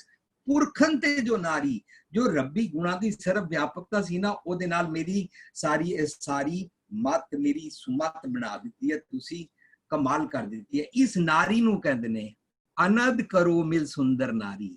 ਉਹ ਨਾਰੀ ਬਾਹਰ ਦੀ ਵਿਮਨ ਜਨਾਨੀ ਨੂੰ ਨਹੀਂ ਕਹਿੰਦੇ ਨੇ, ਆਨੰਦ ਕਰਨਾ ਤੁਸੀਂ ਮੈਨੂੰ ਸਿਖਾ ਦਿੱਤਾ। ਨਾਰੀ ਤੇ ਜੋ ਪੁਰਖ ਕਰਾਵੇ, ਪੁਰਖਨ ਤੇ ਜੋ ਨਾਰੀ। ਅੱਗੇ ਅਖੀਰ ਵਿੱਚ ਕਹਿੰਦੇ ਨੇ ਕੋ ਕਬੀਰ ਸਾਧੂ ਕੋ ਪ੍ਰੀਤਮ। ਸਾਧੂ ਕੀ ਹੋਇਆ? ਜਿਹੜਾ ਤੁਸੀਂ ਮੈਨੂੰ ਵਰਚੂਸ ਦਿੰਦੇ ਹੋ ਨਾ, ਔਰ ਵਰਚੂਸ ਦੇ ਨਾਲ ਜਦੋਂ ਮੈਂ ਪ੍ਰੈਕਟਿਸ ਕੀਤੀ ਤਾਂ ਸਾਧੇ ਗਏ ਮੇਰੇ ਸਾਰੇ ਅੰਗ, ਮੇਰੇ ਸਾਰੇ ਐਕਸ਼ਨਸ, ਮੇਰੇ ਸੁਰਤ ਮਤ ਬੁੱਧ ਸਾਰਿਆਂ ਦੀ ਚੰਗੀ ਸਾਜਨਾ ਹੋ ਗਈ। ਉਹਨੂੰ ਕਹਿੰਦੇ ਨੇ ਕੋ ਕਬੀਰ ਸਾਧੂ ਕੋ ਪ੍ਰੀਤਮ, ਤਿਸ ਮੂਰਤ ਬਲਿਹਾਰੀ। ਇਹ ਮੂਰਤ ਕਿਹਦੀ ਬਲਿਹਾਰ ਹੈ? ਜਿਸ ਮਨ ਰਾਜਾ ਸ਼ਰਮ ਦੀ ਮੂਰਤ ਨਿਜ ਘਰ ਦੇ ਮੰਦਰ ਅੰਦਰ ਸਥਾਪਨਾ ਹੋ ਗਈ ਹੈ। ਉਹ ਮਨ ਕੀ ਮਤ ਨਾਲ ਸਥਾਪਨਾ ਹੁੰਦੀ ਸੀ ਨਾ, ਤਾਂ ਮੰਦਰ ਅੰਦਰ ਜਾ ਹੀ ਨਹੀਂ ਸੀ ਸਕਦੇ। ਉਹਨੂੰ ਕਹਿੰਦੇ ਨੇ ਥਾਪਿਆ ਨਾ ਜਾਏ, ਕੀਤਾ ਨਾ ਹੋਏ। ਪਰ ਉਹਨੇ ਸਤਿਗੁਰ ਦੀ ਮਤ ਲਈ, ਉਹਦੀ ਅੰਦਰ ਮੰਦਰ ਦੇ ਸਥਾਪਨਾ ਹੋ ਗਈ। उस मूर्त तो मैं बलिहार हाँ, सुरत मत बुद्ध सारे सरेंडर कर रहे ने और मत दुर्मत तो सुमत बन गई, उल्टी मत दे बदलाए हो गई, कितनी वड्डी अंदर करामात हो गई, कितनी सोहनी नवी सृष्टि सज गई। ਅਸੀਂ ਸੋਚਦੇ ਸੀ ਬਾਹਰਲਾ ਰੱਬ ਕਰਦਾ ਰਾਜੇ ਨੂੰ ਭਿਖਾਰੀ ਬਣਾਉਂਦਾ, ਭਿਖਾਰੀ ਨੂੰ ਰਾਜ ਕਰਾਉਂਦਾ ਹੈ। ਦੇਖਣ ਨੂੰ ਮਿਲਦਾ ਹੈ ਕਿ ਜਿਹੜੇ ਦੁਨਿਆਵੀ ਰਾਜੇ ਨੇ ਉਹ ਇਲੈਕਸ਼ਨ ਦੇ ਚੱਕਰਾਂ ਵਿੱਚ ਮੈਜੋਰਿਟੀ ਉਹਨਾਂ ਨੂੰ ਕੁਰਸੀ ਤੋਂ ਲਾ ਦਿੰਦੀ ਹੈ, ਮੈਜੋਰਿਟੀ ਦੂਜੇ ਨੂੰ ਜਿਹੜਾ ਭਾਵੇਂ ਬਦਮਾਸ਼ੀਆਂ ਕਰਕੇ ਆਇਆ ਉਹਨਾਂ ਨੂੰ ਰਾਜ ਦਵਾ ਦਿੰਦੀ ਹੈ। ਇਹ ਕੰਮ ਰੱਬ ਜੀ ਨਹੀਂ ਕਰਦੇ ਨੇ। ਜੇ ਬਾਹਰਲੇ ਰੱਬ ਤੇ ਟੁਕਾਵਾਂਗੇ ਤਾਂ ਗੁਰਮਤ ਦੇ ਕਨਸੈਪਟ ਤੋਂ ਪਹਿਲਾਂ ਹੀ ਮਸ਼ਹੂਰ ਸੀ। ਉਹਦੀ ਜਿਹੜਾ ਰੱਬ ਕੁਰਸੀ ਤੇ ਬੈਠਾ ਹੈ ਉਹਨੂੰ ਭਿਖਾਰੀ ਬਣਾ ਦਿੰਦਾ ਹੈ, ਜਿਹੜਾ ਭਿਖਾਰੀ ਹੈ ਉਹਨੂੰ ਕੁਰਸੀ ਤੇ ਬਾ ਦਿੰਦਾ ਹੈ। ਗੁਰਮਤ ਕਨਸੈਪਟ ਨਹੀਂ ਹੈ, ਅੰਦਰ ਦੀ ਗੱਲ ਚੱਲ ਰਹੀ ਹੈ। ਰਾਜ ਭਿਖਾਰੀ ਤੇ ਰਾਜ ਕਰਾਵੇ, ਰਾਜਾ ਤੇ ਭਿਖਾਰੀ, ਵਰਨਾ ਸਗਲ ਸ੍ਰਿਸ਼ਟ ਕੋ ਰਾਜਾ ਦੁਖੀਆ। ਸਗਲ ਸ੍ਰਿਸ਼ਟ ਕੋ ਰਾਜਾ ਜੇ ਮਨ ਹੋਵੇ ਤਾਂ ਤੇ ਸਾਡੇ ਤੇ ਟੁਕਿਆ, ਪਰ ਜੇ ਰੱਬ ਹੋਵੇ ਰੱਬ ਕਦੇ ਦੁਖੀ ਹੁੰਦਾ ਹੈ? सगल सृष्ट को केड़ी सृष्ट अंदर दी सगल सृष्ट को राजा दुखी है। क्यों दुखी है भाई? ओ सारी गल अंदर दी सृष्टि, अंदर दे राजे दी, अंदर दी चेंज दी, राजा श्रम मित नहीं जानी तेरी। सो इस तरीके दे नाल असीं शब्दां नूं जदों अपने दे अंदर टुकांदे आ ना, साडा जीवन बदल जांदा। हुक्मे साजे हुक्मे ढाए हुक्मे मेल मिलाइंदा, इस तरह साडा ट्यून्ड हो जाता सब कुछ स्पिरिचुअलिटी ना। Thank you Satbir ji, I took your time. Thank you वीर जी, थैंक्स टू यू। बहुत अच्छी तरीके नाल आप जी ने अंदर दी सृष्टि किस तरह सुधारी जा सकती है आप जी ने बड़ी सोहने तरीके दे नाल एक्सप्लेन किया है। अल्टीमेटली ਅਸੀਂ ਸਾਰੇ ਇਕੱਠੇ ਬੈਠੇ ਆ ਕੁਝ ਸਿੱਖਣ ਲਈ, ਜਾਣਨ ਲਈ ਕਿ ਅੰਦਰ ਦੀ ਸ੍ਰਿਸ਼ਟੀ ਨੂੰ ਕਿਸ ਤਰ੍ਹਾਂ ਸੁਧਾਰੀਏ। ਤੇ ਮੈਨੂੰ ਲੱਗਦਾ ਸਾਰਿਆਂ ਨੂੰ ਕਾਫੀ ਲਾਹਾ ਪ੍ਰਾਪਤ ਹੋਇਆ। ਲਾਹਾ ਲੈਣ ਲਈ ਅਸੀਂ ਸਾਰੇ ਬੈਠੇ ਆ ਤੇ ਲਾਹਾ ਸਾਰੇ ਮੰਨ ਰਹੇ ਹੋਣਗੇ ਜ਼ਰੂਰ। ਅਸੀਂ ਸਮਝ ਸਕਦੇ ਹਾਂ ਕਿ ਤੁਹਾਨੂੰ ਟਾਈਮ ਜਿਹੜਾ ਬਹੁਤ ਘੱਟ ਟਾਈਮ ਵਿੱਚ ਗੱਲਾਂ ਕਰਨੀਆਂ, ਬਹੁਤ ਐਕਸਪਲੇਨ ਕਰਨਾ ਮੁਸ਼ਕਿਲ ਹੋ ਜਾਂਦਾ ਹੈ, ਪਰ ਸਟਿਲ ਤੁਸੀਂ ਬਹੁਤ ਅੱਛੇ ਤਰੀਕੇ ਨਾਲ ਸਮਝਾਇਆ। Thank you so much. ਅੱਜ 2 ਪਦਿਆਂ ਦਾ ਪਾਠ ਹੋਇਆ ਔਰ ਰਲ ਮਿਲ ਕੇ ਪਾਠ ਕਰ ਲਈਏ 2 ਪਦਿਆਂ ਦੇ, ਫਿਰ ਪਾਠ ਸੈਸ਼ਨ ਦੀ ਸਮਾਪਤੀ ਹੈ, ਫਿਰ ਸਵਾਲ ਜਵਾਬ ਦਾ ਸੈਸ਼ਨ ਦੀ ਆਰੰਭਤਾ ਹੋਣੀ ਹੈ। ਅਗਮ ਅਗੋਚਰ ਅਲਖ ਅਪਾਰਾ, ਕੋਈ ਨਾ ਜਾਣੇ ਤੇਰਾ ਪਰਵਾਰਾ, अपना आप पछाणे आपे, गुरमती आप बुझाएंदा, पाताल पुरिया लो आकारा, तिस विच वरतै हुक्म करारा, हुक्मे साजे हुक्मे टाहे, हुक्मे मेल मिलाएंदा, हुक्मे साजे हुक्मे टाहे, हुक्मे मेल मिलाएंदा। हुइयां बेअंत भुलां दी खिमा। वाहिगुरू जी का खालसा, वाहिगुरू जी की फतेह। जी तजिंदर भी जी। ਜੀ ਵੀ ਜੀ ਵੀ ਜੀ ਅੰਮ੍ਰਿਤ ਵੀਰ ਦਾ ਨਾ ਇੱਕ ਹਫ਼ਤੇ ਤੋਂ ਇੱਕ ਕੁਐਸਚਨ ਪੈਂਡਿੰਗ ਹੈਗਾ, ਸਕਰੀਨ ਤੇ ਸ਼ੇਅਰ ਕਰ ਰਹੇ ਨੇ, ਤੇ ਜਿਵੇਂ ਅਸੀਂ ਵਿਚਾਰ ਦਿੰਦੇ ਹਾਂ ਉਵੇਂ ਹੀ ਸਾਰੇ ਵੀਰ ਵਿਚਾਰ ਦੇ ਦੇਣ ਉਸ ਬਾਬਤ। ਅੰਮ੍ਰਿਤ ਵੀਰੇ ਤੁਸੀਂ ਆਪਣਾ ਸਕਰੀਨ ਤੇ ਸ਼ੇਅਰ ਕਰ ਦੋਗੇ?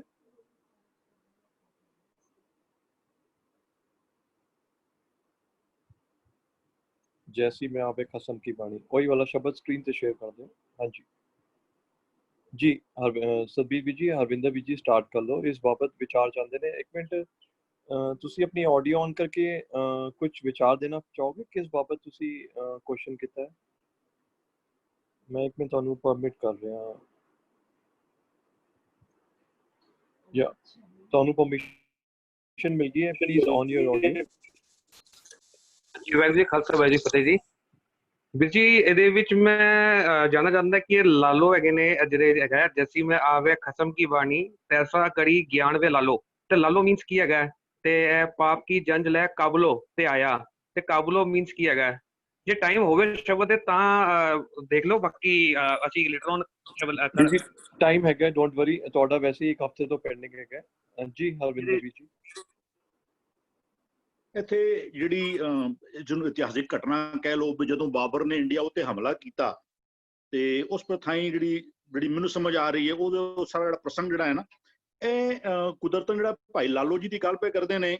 ਆਈ was seeing a serial of Rana Sanga, ਉਹਦੇ ਅੰਦਰ ਵੀ ਇਹ ਸੇਮ ਜਿਹੜਾ ਐਸਪੈਕਟ ਹੈ ਉਹ ਅੰਦਰ ਵੀ ਉਹ ਕਵਰ ਕੀਤਾ ਹੋਇਆ ਸੀ। ਜੇ ਅਸੀਂ ਇਹਨੂੰ ਕਿਸੇ ਹੋਰ ਐਸਪੈਕਟ ਤੋਂ ਜਸਟ ਮੈਂ ਦੇਖਦਾ ਪਿਆ ਅੰਦਰ ਉਹ ਹਿੱਸਾ ਸੀ ਉਹਦੇ ਅੰਦਰ।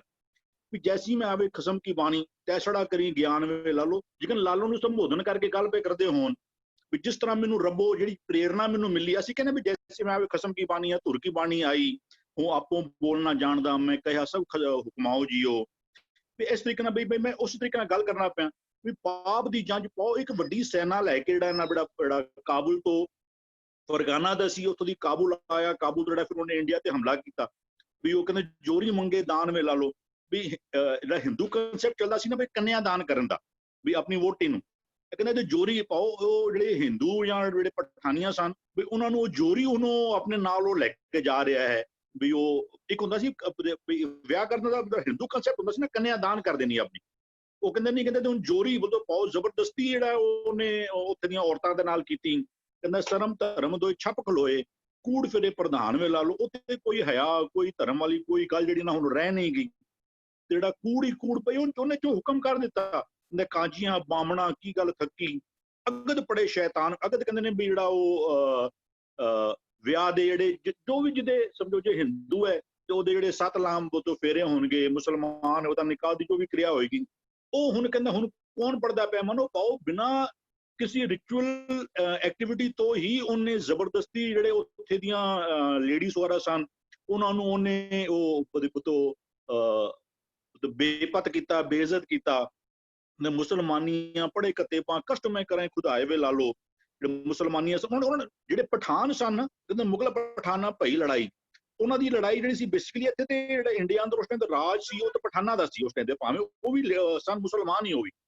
ਵੀ ਉਹ ਕਹਿੰਦਾ ਮੁਸਲਮਾਨਾਂ ਪੜੇ ਕਤੇਬਾ ਕਸ਼ਟ ਮੈਂ ਕਰੇ ਖੁਦਾਏ ਵੇ ਲਾ ਲਓ। ਜਾਤ ਸਨਾਤੀ ਹੋਰ ਹਿੰਦੂਆਨੀਆਂ ਜਿਹੜੇ ਉਸ ਟਾਈਮ ਦੇ ਜਿਹੜੇ ਬੜੇ ਵੱਡੇ ਵੱਡੇ ਬ੍ਰਾਹਮਣ ਸਨ ਜਿਹੜੇ ਸਨ ਕਹਿੰਦੇ ਇਹ ਵੀ ਲੇਖੇ ਉਹਨਾਂ ਤੇ ਵੀ ਉਹਨੇ ਰੱਜ ਕੇ ਦੇ ਨਾਲ ਜ਼ੁਲਮ ਜਿਹੜਾ ਉਹਨਾਂ ਨੇ ਉਹ ਬਾਬਰ ਨੇ ਢਾਇਆ। ਕਹਿੰਦੇ ਖੂਨ ਕੇ ਸੋਹਲੇ ਗਾਵੀਏ ਨਾਨਕ ਰਤ ਕਾ ਕੁੰਗੂ ਪਾਏ ਵੇ ਲਾਲੋ ਸਾਹਿਬ ਕੇ ਗੁਣ ਨਾਨਕ ਆਖੇ ਮਾਸਪੁਰੀ ਵਿੱਚ ਆਖ ਮਸੋਲਾ। ਇਹ ਸਾਰਾ ਜਿਹੜਾ ਉੱਥੇ ਦਾ ਦ੍ਰਿਸ਼ਟਾਂਤ ਜਿਹੜਾ ਹੈ ਨਾ ਵੀ ਉਹ ਜਿਹੜਾ ਉਹ ਦੇ ਜਾਂਦੇ ਪਏ ਨੇ।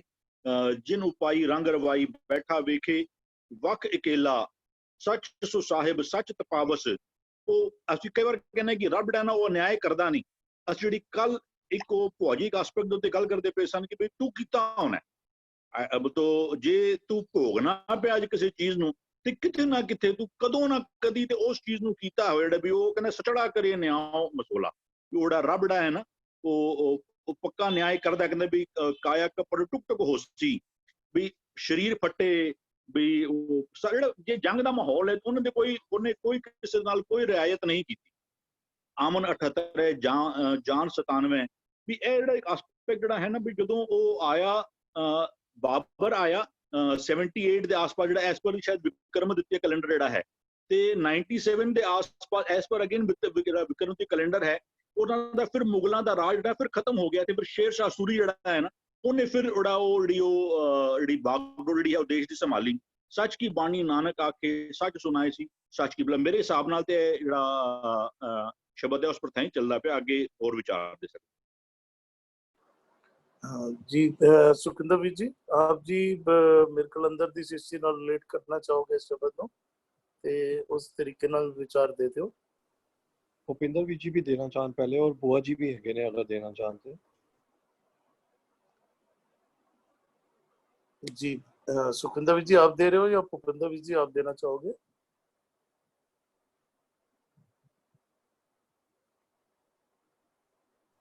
पहला भुआ जी बोल लें प्लीज।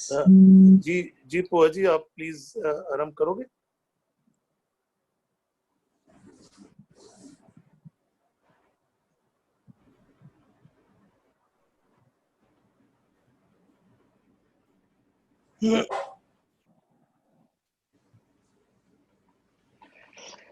है ते अंदर दी खेड ਇਹ ਜਿਹੜੀ ਜੰਜ ਵੀ ਆ ਰਹੀ ਹੈ ਨਾ ਕਾਬਲੋਂ ਇਹ ਵੀ ਸਾਰੀ ਅਵਗੁਣਾ ਦੀ ਖੇਡ ਹੈਗੀ ਹੈ ਔਰ ਕਿਸ ਤਰੀਕੇ ਨਾਲ ਗਿਆਨ ਦੇ ਨਾਲ ਖਤਮ ਕਰਨਾ। But I will like Bhupinder ਵੀ ਜੀ ਟੂ ਡੂ ਇਟ। ਅਭੀ ਜੀ ਇਹਦੇ ਵਿੱਚ ਜਿਹੜਾ ਲਫ਼ਜ਼ ਬਾਰ-ਬਾਰ ਆ ਰਿਹਾ ਨਾ ਸਾਡਾ ਧਿਆਨ ਉੱਥੇ ਵਿੱਚ ਜਾ ਰਿਹਾ। ਇੱਕ ਲਫ਼ਜ਼ ਇਹਦੇ ਵਿੱਚ ਬਾਰ-ਬਾਰ ਆ ਰਿਹਾ ਉਹ ਹੈ ਲਾਲੋ। ਦੇਖੋ ਹਰ ਤੁਕ ਦੇ ਵਿੱਚ ਪਿੱਛੇ ਸ਼ਬਦ ਆ ਰਿਹਾ ਹੈ ਤੈਸੜਾ ਕਰੀ ਗਿਆਨ ਵੇ ਲਾਲੋ ਜੋਰੀ ਮੰਗੈ ਦਾਨ ਵੇ ਲਾਲੋ ਕੂੜ ਫਿਰੈ ਪ੍ਰਧਾਨ ਵੇ ਲਾਲੋ ਅੱਗੇ ਅਗਦ ਪੜਾ ਸ਼ੈਤਾਨ ਵੇ ਲਾਲੋ ਕਸਮੈ ਕਰੇ ਖੁਦਾਏ ਵੇ ਲਾਲੋ ਇਹ ਵੀ ਲੇਖ ਹੈ ਲਾਏ ਵੇ ਲਾਲੋ ਰਤ ਕਾ ਕੁੰਗੂ ਪਾਏ ਵੇ ਲਾਲੋ। ਅਸੀਂ ਜਿਹੜੀ ਇਹਦੀ ਅਗਰ 3-4 ਟਰਮਸ ਸਮਝ ਲਵਾਂਗੇ ਨਾ ਤਾਂ ਸਾਨੂੰ ਇਹ ਸ਼ਬਦ ਬਹੁਤ ਈਜ਼ੀਲੀ, ਬਹੁਤ ਆਸਾਨ ਹੋ ਜਾਏਗਾ ਸਾਡੇ ਵਾਸਤੇ ਇਹ ਸ਼ਬਦ ਕੀ ਕਹਿੰਦੇ ਸਮਝਣ ਵਾਸਤੇ। ਦੇਖੋ ਲਾਲੋ ਲਫ਼ਜ਼ ਜਿਹੜਾ ਆਇਆ ਉਸ ਤੋਂ ਅੱਗੇ ਸਾਨੂੰ ਇਹ ਜਿਹੜੀ ਇਸ ਸ਼ਬਦ ਦੇ ਨਾਲ ਜਿਹੜੀ ਸਟੋਰੀ ਜੁੜੀ ਹੋਈ ਹੈ ਨਾ, ਉਹ ਸਟੋਰੀ ਵਿੱਚ ਇਹ ਆਖਿਆ ਜਾਂਦਾ ਕਿ ਬਾਬਰ ਆਇਆ ਸੀ, ਪਰ ਉਹ ਆਇਆ ਕਿੱਥੇ ਸੀ? ਸੈਦਪੁਰ ਦੇ ਵਿੱਚ। ਸੈਦਪੁਰ ਵਿੱਚ ਆਇਆ ਸੀ ਤੇ ਕਹਿੰਦੇ ਗੁਰੂ ਨਾਨਕ ਸਾਹਿਬ ਉਸ ਟਾਈਮ ਸੈਦਪੁਰ ਵਿੱਚ ਮੌਜੂਦ ਸਨ ਤੇ ਉੱਥੇ ਕਹਿੰਦੇ ਲਾਲੋ ਵੀ ਮੌਜੂਦ ਸੀ ਤੇ ਗੁਰੂ ਕਹਿੰਦੇ ਸਟੋਰੀ ਆਖਰੀ ਹੈ ਕਿ ਸੈਦਪੁਰ ਵਿੱਚ ਇਹ ਭਾਣਾ ਵਾਪਰਿਆ ਸੀ ਤੇ ਗੁਰੂ ਨਾਨਕ ਜੀ ਨੇ ਦੇਖ ਕੇ ਲਾਲੋ ਨੂੰ ਬੋਲ ਰਹੇ ਸਨ, ਲਾਲੋ ਨੂੰ ਸਮਝਾ ਰਹੇ ਸੀ ਵੀ ਦੇਖੋ ਬਾਬਰ ਨੇ ਸੈਦਪੁਰ ਦੇ ਵਿੱਚ ਕਿਤਨਾ ਕੀ ਕਹਿੰਦੇ ਕਹਿਰ ਵਰਤਾ ਰਿਹਾ ਹੈ।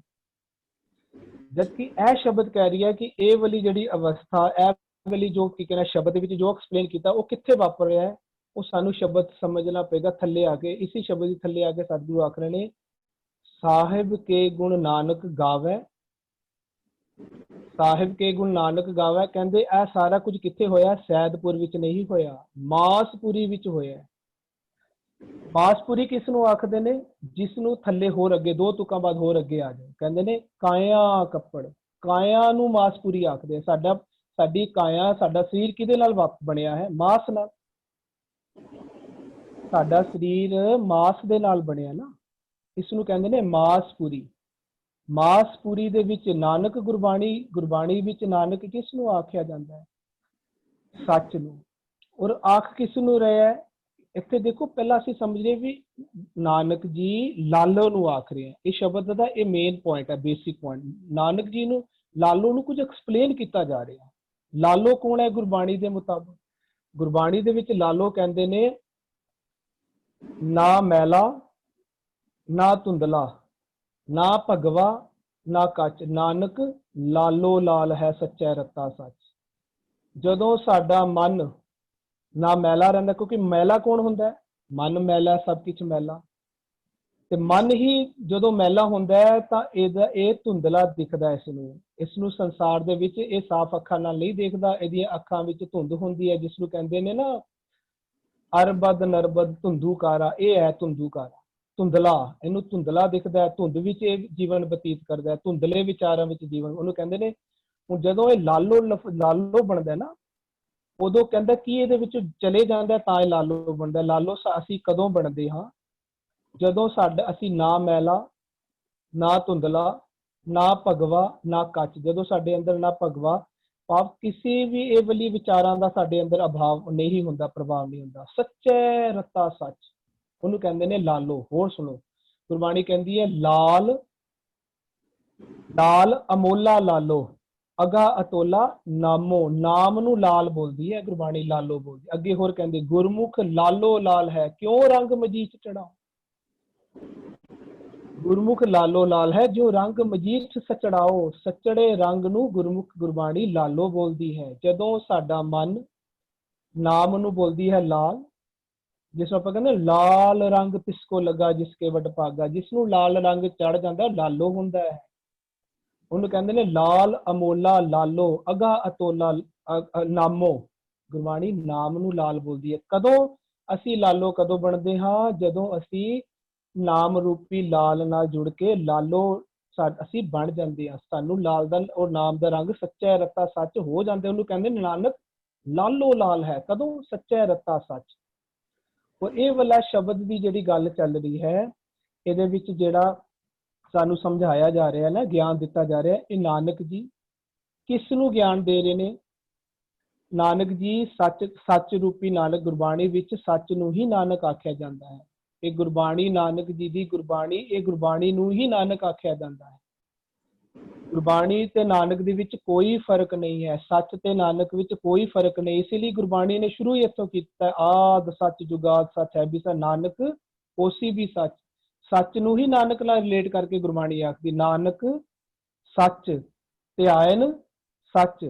ਨਾਨਕ ਜੀ ਸੱਚ ਨੇ, ਜੋ ਸੱਚ ਨੂੰ ਧਿਆਉਂਦੇ ਨੇ ਉਹ ਵੀ ਸੱਚੇ ਹੋ ਜਾਂਦੇ ਆ, ਉਹ ਵੀ ਨਾਨਕ ਸਰੂਪ ਹੋ ਜਾਂਦੇ। ਨਾਨਕ ਜੀ ਉਹਨਾਂ ਦੇ ਅੰਦਰੋਂ ਫਿਰ ਬੋਲਦੇ ਨੇ।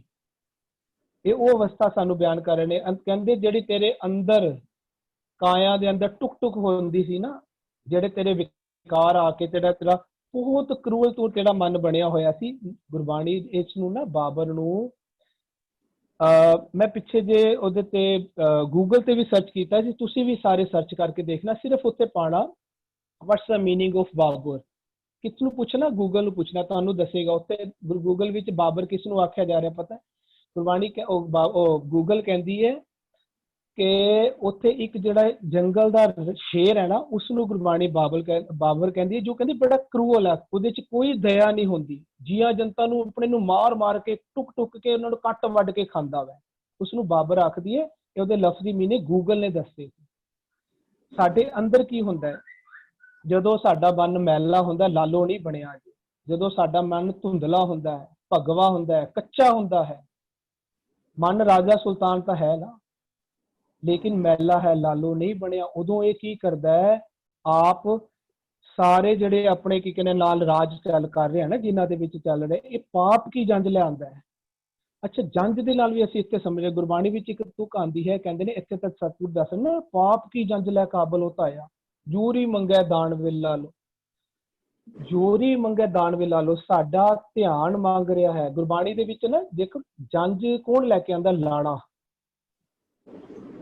ਕਹਿੰਦੇ ਨੇ ਲਾੜਾ ਜੰਜ ਲੈ ਕੇ ਆਂਦਾ ਹੈ। ਸਾਡੀ ਗੁਰੂ ਸਾਹਿਬ ਸਾਨੂੰ ਜੋ ਸਮਝਾਉਂਦੇ ਹਨ ਨਾ, ਕਹਿੰਦੇ ਨੇ ਜਿਹੜੀ ਜੰਜ ਹੈ ਨਾ, ਲਾੜੇ ਤੋਂ ਬਿਨਾ ਸ਼ੋਭਦੀ ਹੀ ਨਹੀਂ ਹੈ। ਲੇਕਿਨ ਗੁਰਬਾਣੀ ਦੀ ਜੰਜ ਕਿਹੜੀ ਹੈ? ਕਹਿੰਦੀ ਨਹੀਂ, ਗੁਣ ਜੰਜ ਲਾੜੇ ਨਾਲ ਸੋ ਹੈ, ਪਰਖ ਮੋਹਨੀਆਂ ਲਿਆ ਗੁਣ ਜੰਜ।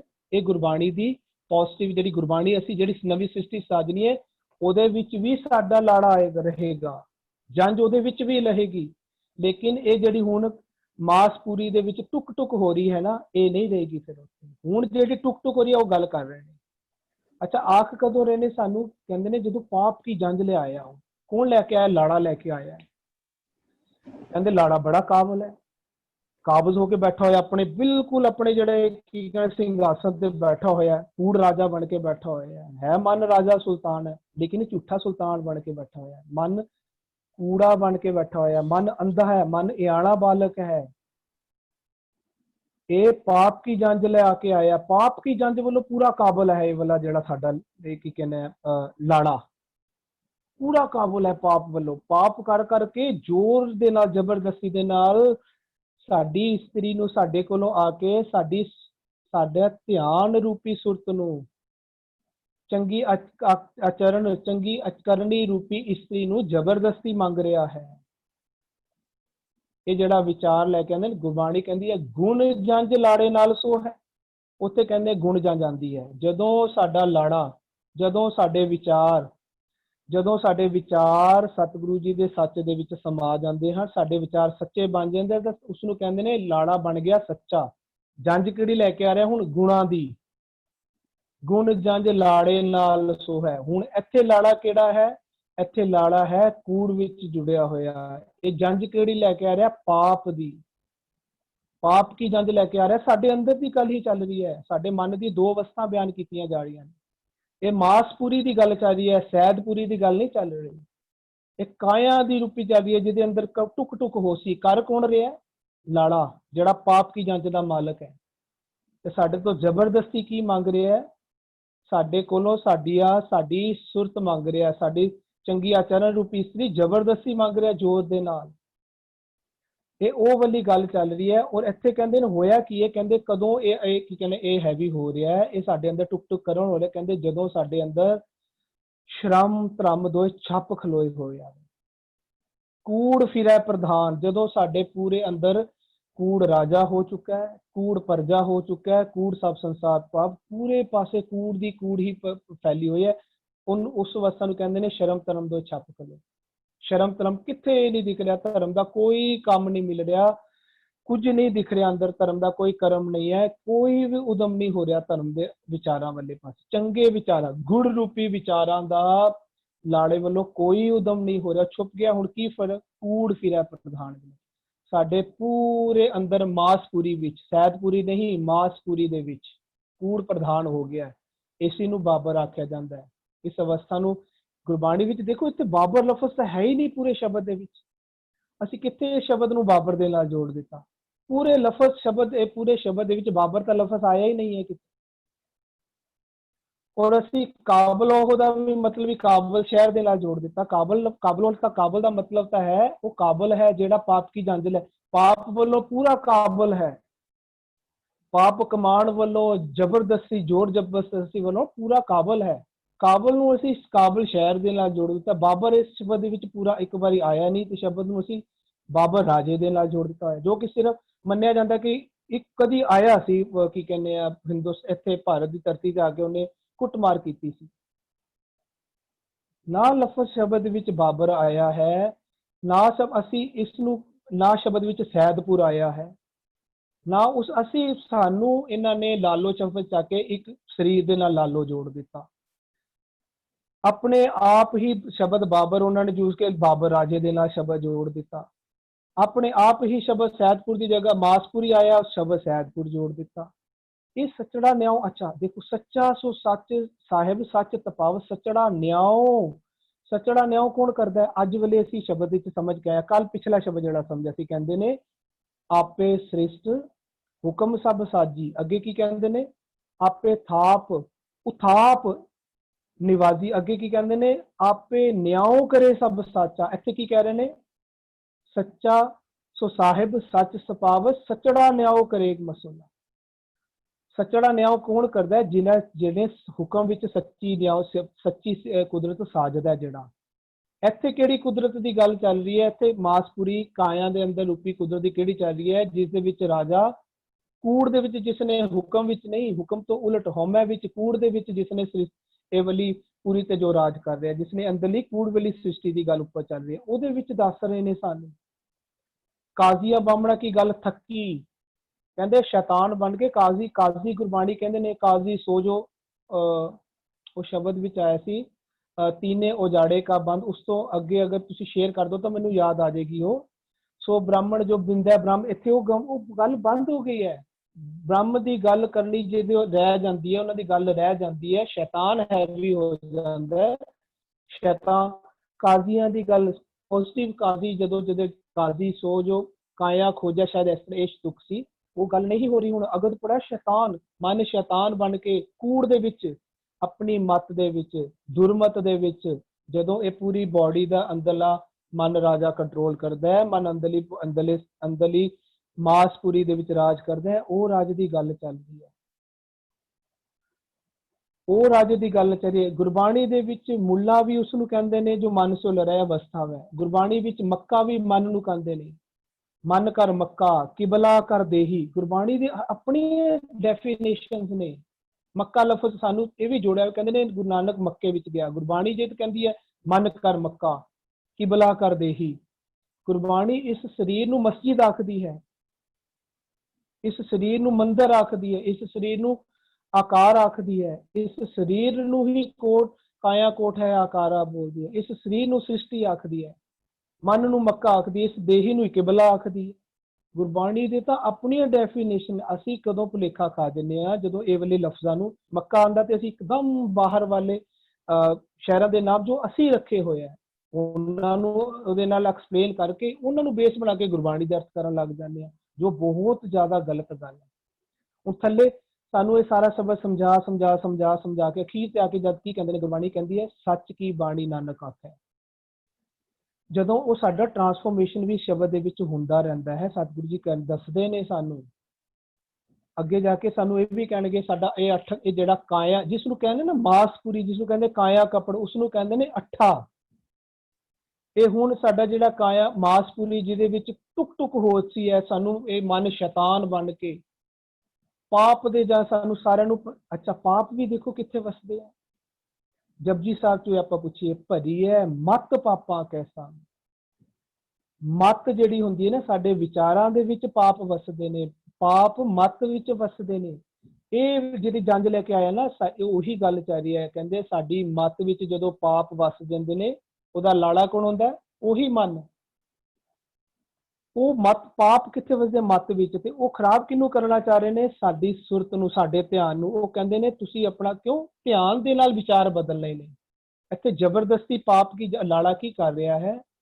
ਲਾੜਾ ਸਾਡੇ ਧਿਆਨ ਨੂੰ ਕੂੜ ਵਾਲੇ ਪਾਸੇ ਲਿਜਾਣ ਵਾਸਤੇ, ਸਾਡੇ ਧਿਆਨ ਨੂੰ ਜ਼ਬਰਦਸਤੀ, ਸਾਡੇ ਧਿਆਨ ਨੂੰ ਕੂੜ ਵਾਲੇ ਪਾਸੇ ਉਹ ਸਾਡੀ ਅਵਸਥਾ ਦੱਸ ਰਹੇ। ਜਦੋਂ ਸਾਨੂੰ ਕੋਈ ਦੁਨਿਆਵੀ ਤੌਰ ਤੇ ਬੁਰਾ ਖਿਆਲ ਆਉਂਦਾ ਹੈ, ਜਦੋਂ ਸਾਨੂੰ ਕੋਈ ਬੁਰਾ ਖਿਆਲ ਆਉਂਦਾ ਹੈ, ਜਿਸ ਤਰ੍ਹਾਂ ਅਗਰ ਕੋਈ ਸਾਨੂੰ ਇਹ ਕਵੇ ਵੀ ਅਸੀਂ ਅੱਜ ਸ਼ਰਾਬ ਪੀਣ ਵਾਲੇ ਪਾਸੇ ਸਾਡਾ ਬੁਰਾ ਖਿਆਲ ਆ, ਲੇਕਿਨ ਸਾਡਾ ਧਿਆਨ ਨਹੀਂ ਹੈ, ਅਸੀਂ ਕਹਿੰਦੇ ਨਹੀਂ ਜਾਣਾ।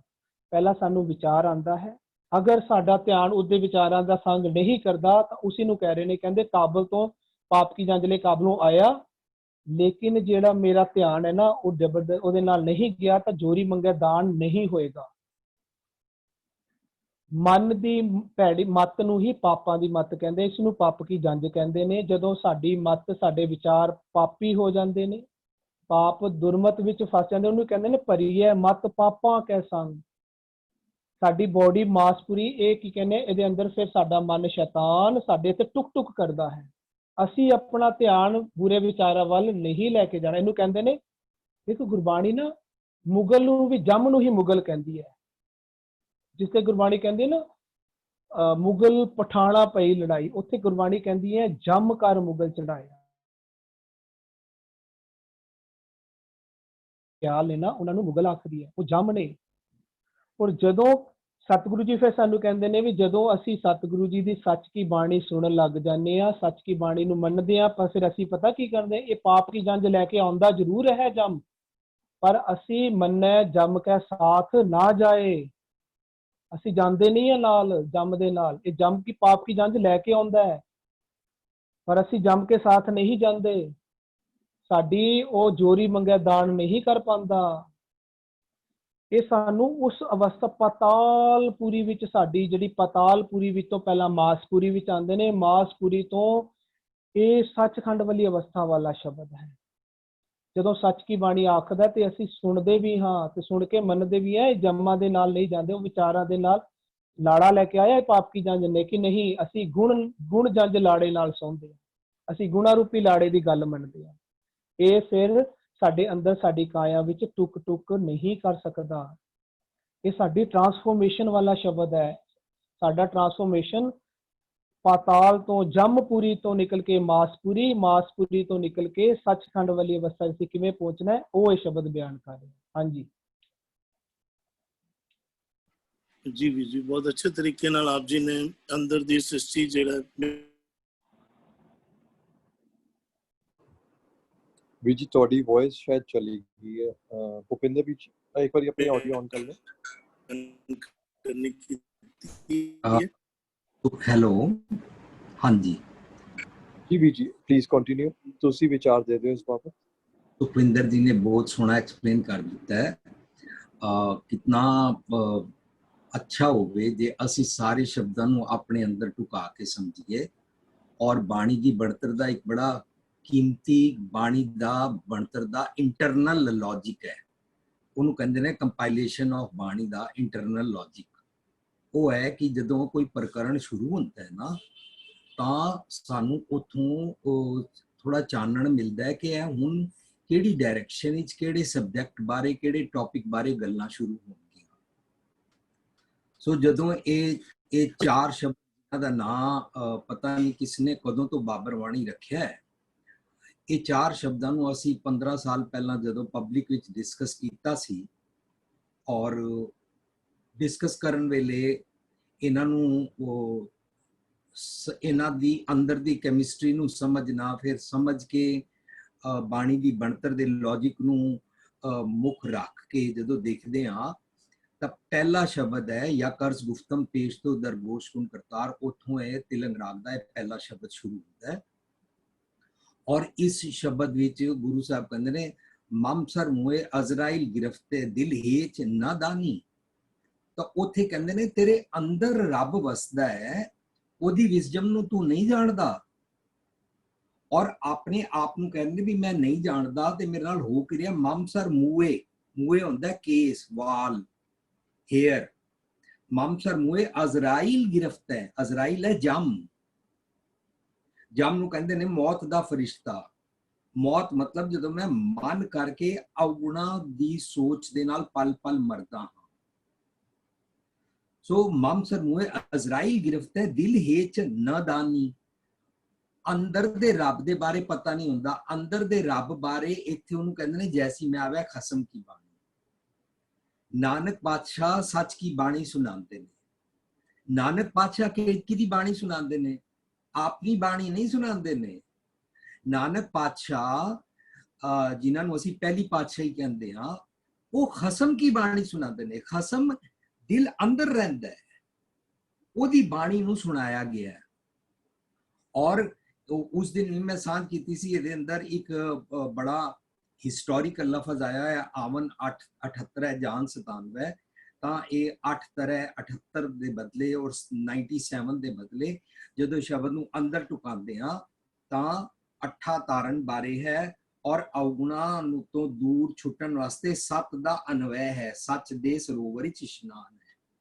ਤਾਂ ਸਾਡਾ ਅੰਦਰੋਂ ਜਮ ਨੂੰ ਖਤਮ ਕਰਨ ਵਾਲਾ ਸਾਡਾ ਸੁਭਾਅ ਬਣਦਾ ਹੈ। ਮਰਦ ਕਾ ਚੇਲਾ ਅਸੀਂ ਬਣਦੇ ਔਰ ਹੋ ਗੁਸਾਈ ਦਾ ਪਹਿਲਵਾਨੜਾ ਬਣਦੇ ਔਰ ਇਹਦੇ ਅੰਦਰ ਨਾ ਜਿਹੜਾ ਕਾਬਲ ਲਫ਼ਜ਼ ਨੂੰ ਸੁਖਿੰਦਰ ਜੀ ਨੇ ਬੜਾ ਸੋਹਣਾ ਐਕਸਪਲੇਨ ਕਰ ਦਿੱਤਾ ਹੈ। ਇਹਦੇ ਅੰਦਰ ਇੱਕ ਹੋਰ ਵਿਚਾਰਨ ਵਾਲਾ ਨੁਕਤਾ ਹੈ, ਸ਼ਰਮ ਧਰਮ ਦੋਏ ਛਾਪ ਖਲੋਏ। ਜੇ ਅਸੀਂ ਉਸ ਵੇਲੇ ਕਹਾਣੀ ਦੇ ਨਾਲ ਜੋੜਾਂਗੇ ਨਾ ਤਾਂ ਆਸਾ ਕੀ ਵਾਰੀ ਜੀ ਆਂਦਾ ਹੈ, ਸ਼ਰਮ ਧਰਮ ਕਾ ਡੇਰਾ ਦੂਰ। ਗੁਰੂ ਸਾਹਿਬ ਕਹਿ ਰਹੇ ਜਦੋਂ ਸ਼ਰਮ ਨਾ ਕਰੋ ਧਰਮ ਨਹੀਂ ਪਾਲ ਸਕਦੇ, ਸ਼ਰਮ ਧਰਮ ਕਾ ਡੇਰਾ ਦੂਰ। ਨਾਨਕ ਕੂੜ ਰਿਹਾ ਭਰਪੂਰ। ਉਸ ਵੇਲੇ ਮਨ ਕੂੜ ਵਿੱਚ ਫਸ ਜਾਂਦਾ ਹੈ ਔਰ ਕੂੜ ਹੀ ਖਿਲਾਰਦਾ ਰਹਿੰਦਾ ਹੈ। ਅੱਛਾ, ਜਿਹੜੇ ਮਨ ਨੂੰ ਰਿਅਲਾਈਜ਼ ਹੋ ਗਿਆ ਨਾ, ਉਹ ਮਨ ਆਪਣੇ ਸਰੀਰ ਦੀ ਸਾਰੀ ਕੂੜ ਔਰ ਥਾਟ ਪ੍ਰੋਸੈਸ ਔਰ ਸੈਲਫਿਸ਼ ਰੀਜ਼ਨ ਤੋਂ ਨਾ ਉੱਪਰ, ਸੈਲਫਿਸ਼ ਵੈਸਟਿਡ ਇੰਟਰਸਟ ਤੋਂ ਉੱਪਰ ਉੱਠ ਕੇ ਨਮਰਤਾ ਵਿੱਚ ਪੁੱਛ ਰਿਹਾ ਹੈ। ਮਨ ਦੀ ਉਸ ਅਵਸਥਾ ਨੂੰ ਲਾਲੋ ਕਹਿੰਦੇ ਨੇ। ਕੀ ਸਾਡੇ ਚੋਂ ਕੋਈ ਲਾਲੋ ਬਣਿਆ? ਅਸੀਂ ਸੁਣਨਾ ਚਾਹੁੰਦੇ ਹਾਂ? ਕੀ ਅਸੀਂ ਖਸਮ ਕੀ ਬਾਣੀ ਸੁਣਨਾ ਚਾਹੁੰਦੇ ਹਾਂ? ਕੀ ਅਸੀਂ ਕਦੀ ਸ਼ਰਮ ਕੀਤਾ ਹੈ ਧਰਮ ਉੱਤੇ? ਸੋ ਇਹ ਸਾਰਾ ਸ਼ਬਦ ਅੰਦਰ ਦਾ। ਪਰ ਮੈਂ ਨਿਮਰਤਾ ਸਹਿਤ ਬੇਨਤੀ ਕਰਾਂ, ਇਹ ਰੀਅਲੀ ਹਿਸਟਰੀ ਵਾਪਰੀ ਸੀ। ਬਾਬਰ ਇੰਡੀਆ ਆਇਆ ਸੀ, ਪਰ ਕਮਾਲ ਗੁਰੂ ਸਾਹਿਬ ਦੀ ਇਹ ਵੇ, ਉਹ ਹਿਸਟਰੀ ਦੇ ਲਫ਼ਜ਼, ਹਿਸਟਰੀ ਦੇ ਫਰੇਜ਼ਿਸ, ਹਿਸਟਰੀ ਦੇ ਮੈਟਾਫਰਸ ਸਾਰੇ ਯੂਜ਼ ਕਰਕੇ ਸਾਨੂੰ, ਸਾਰੀ ਦੁਨੀਆ ਨੂੰ ਹਮੇਸ਼ਾ ਲਈ ਅੰਦਰ ਜੋ ਕੁਝ ਵਾਪਰਦਾ ਹੈ ਨਾ, ਬਾਰਬਰਿਕ ਐਕਸ਼ਨ ਵਾਲਾ ਬਾਬਰ ਔਰ ਕੂੜ ਫਿਰ ਜਾਂਦੀ ਹੈ, ਉਹਨੂੰ ਕਹਿੰਦੇ ਨੇ ਬਾਬਰ ਬਾਣੀ ਫਿਰ ਗਈ।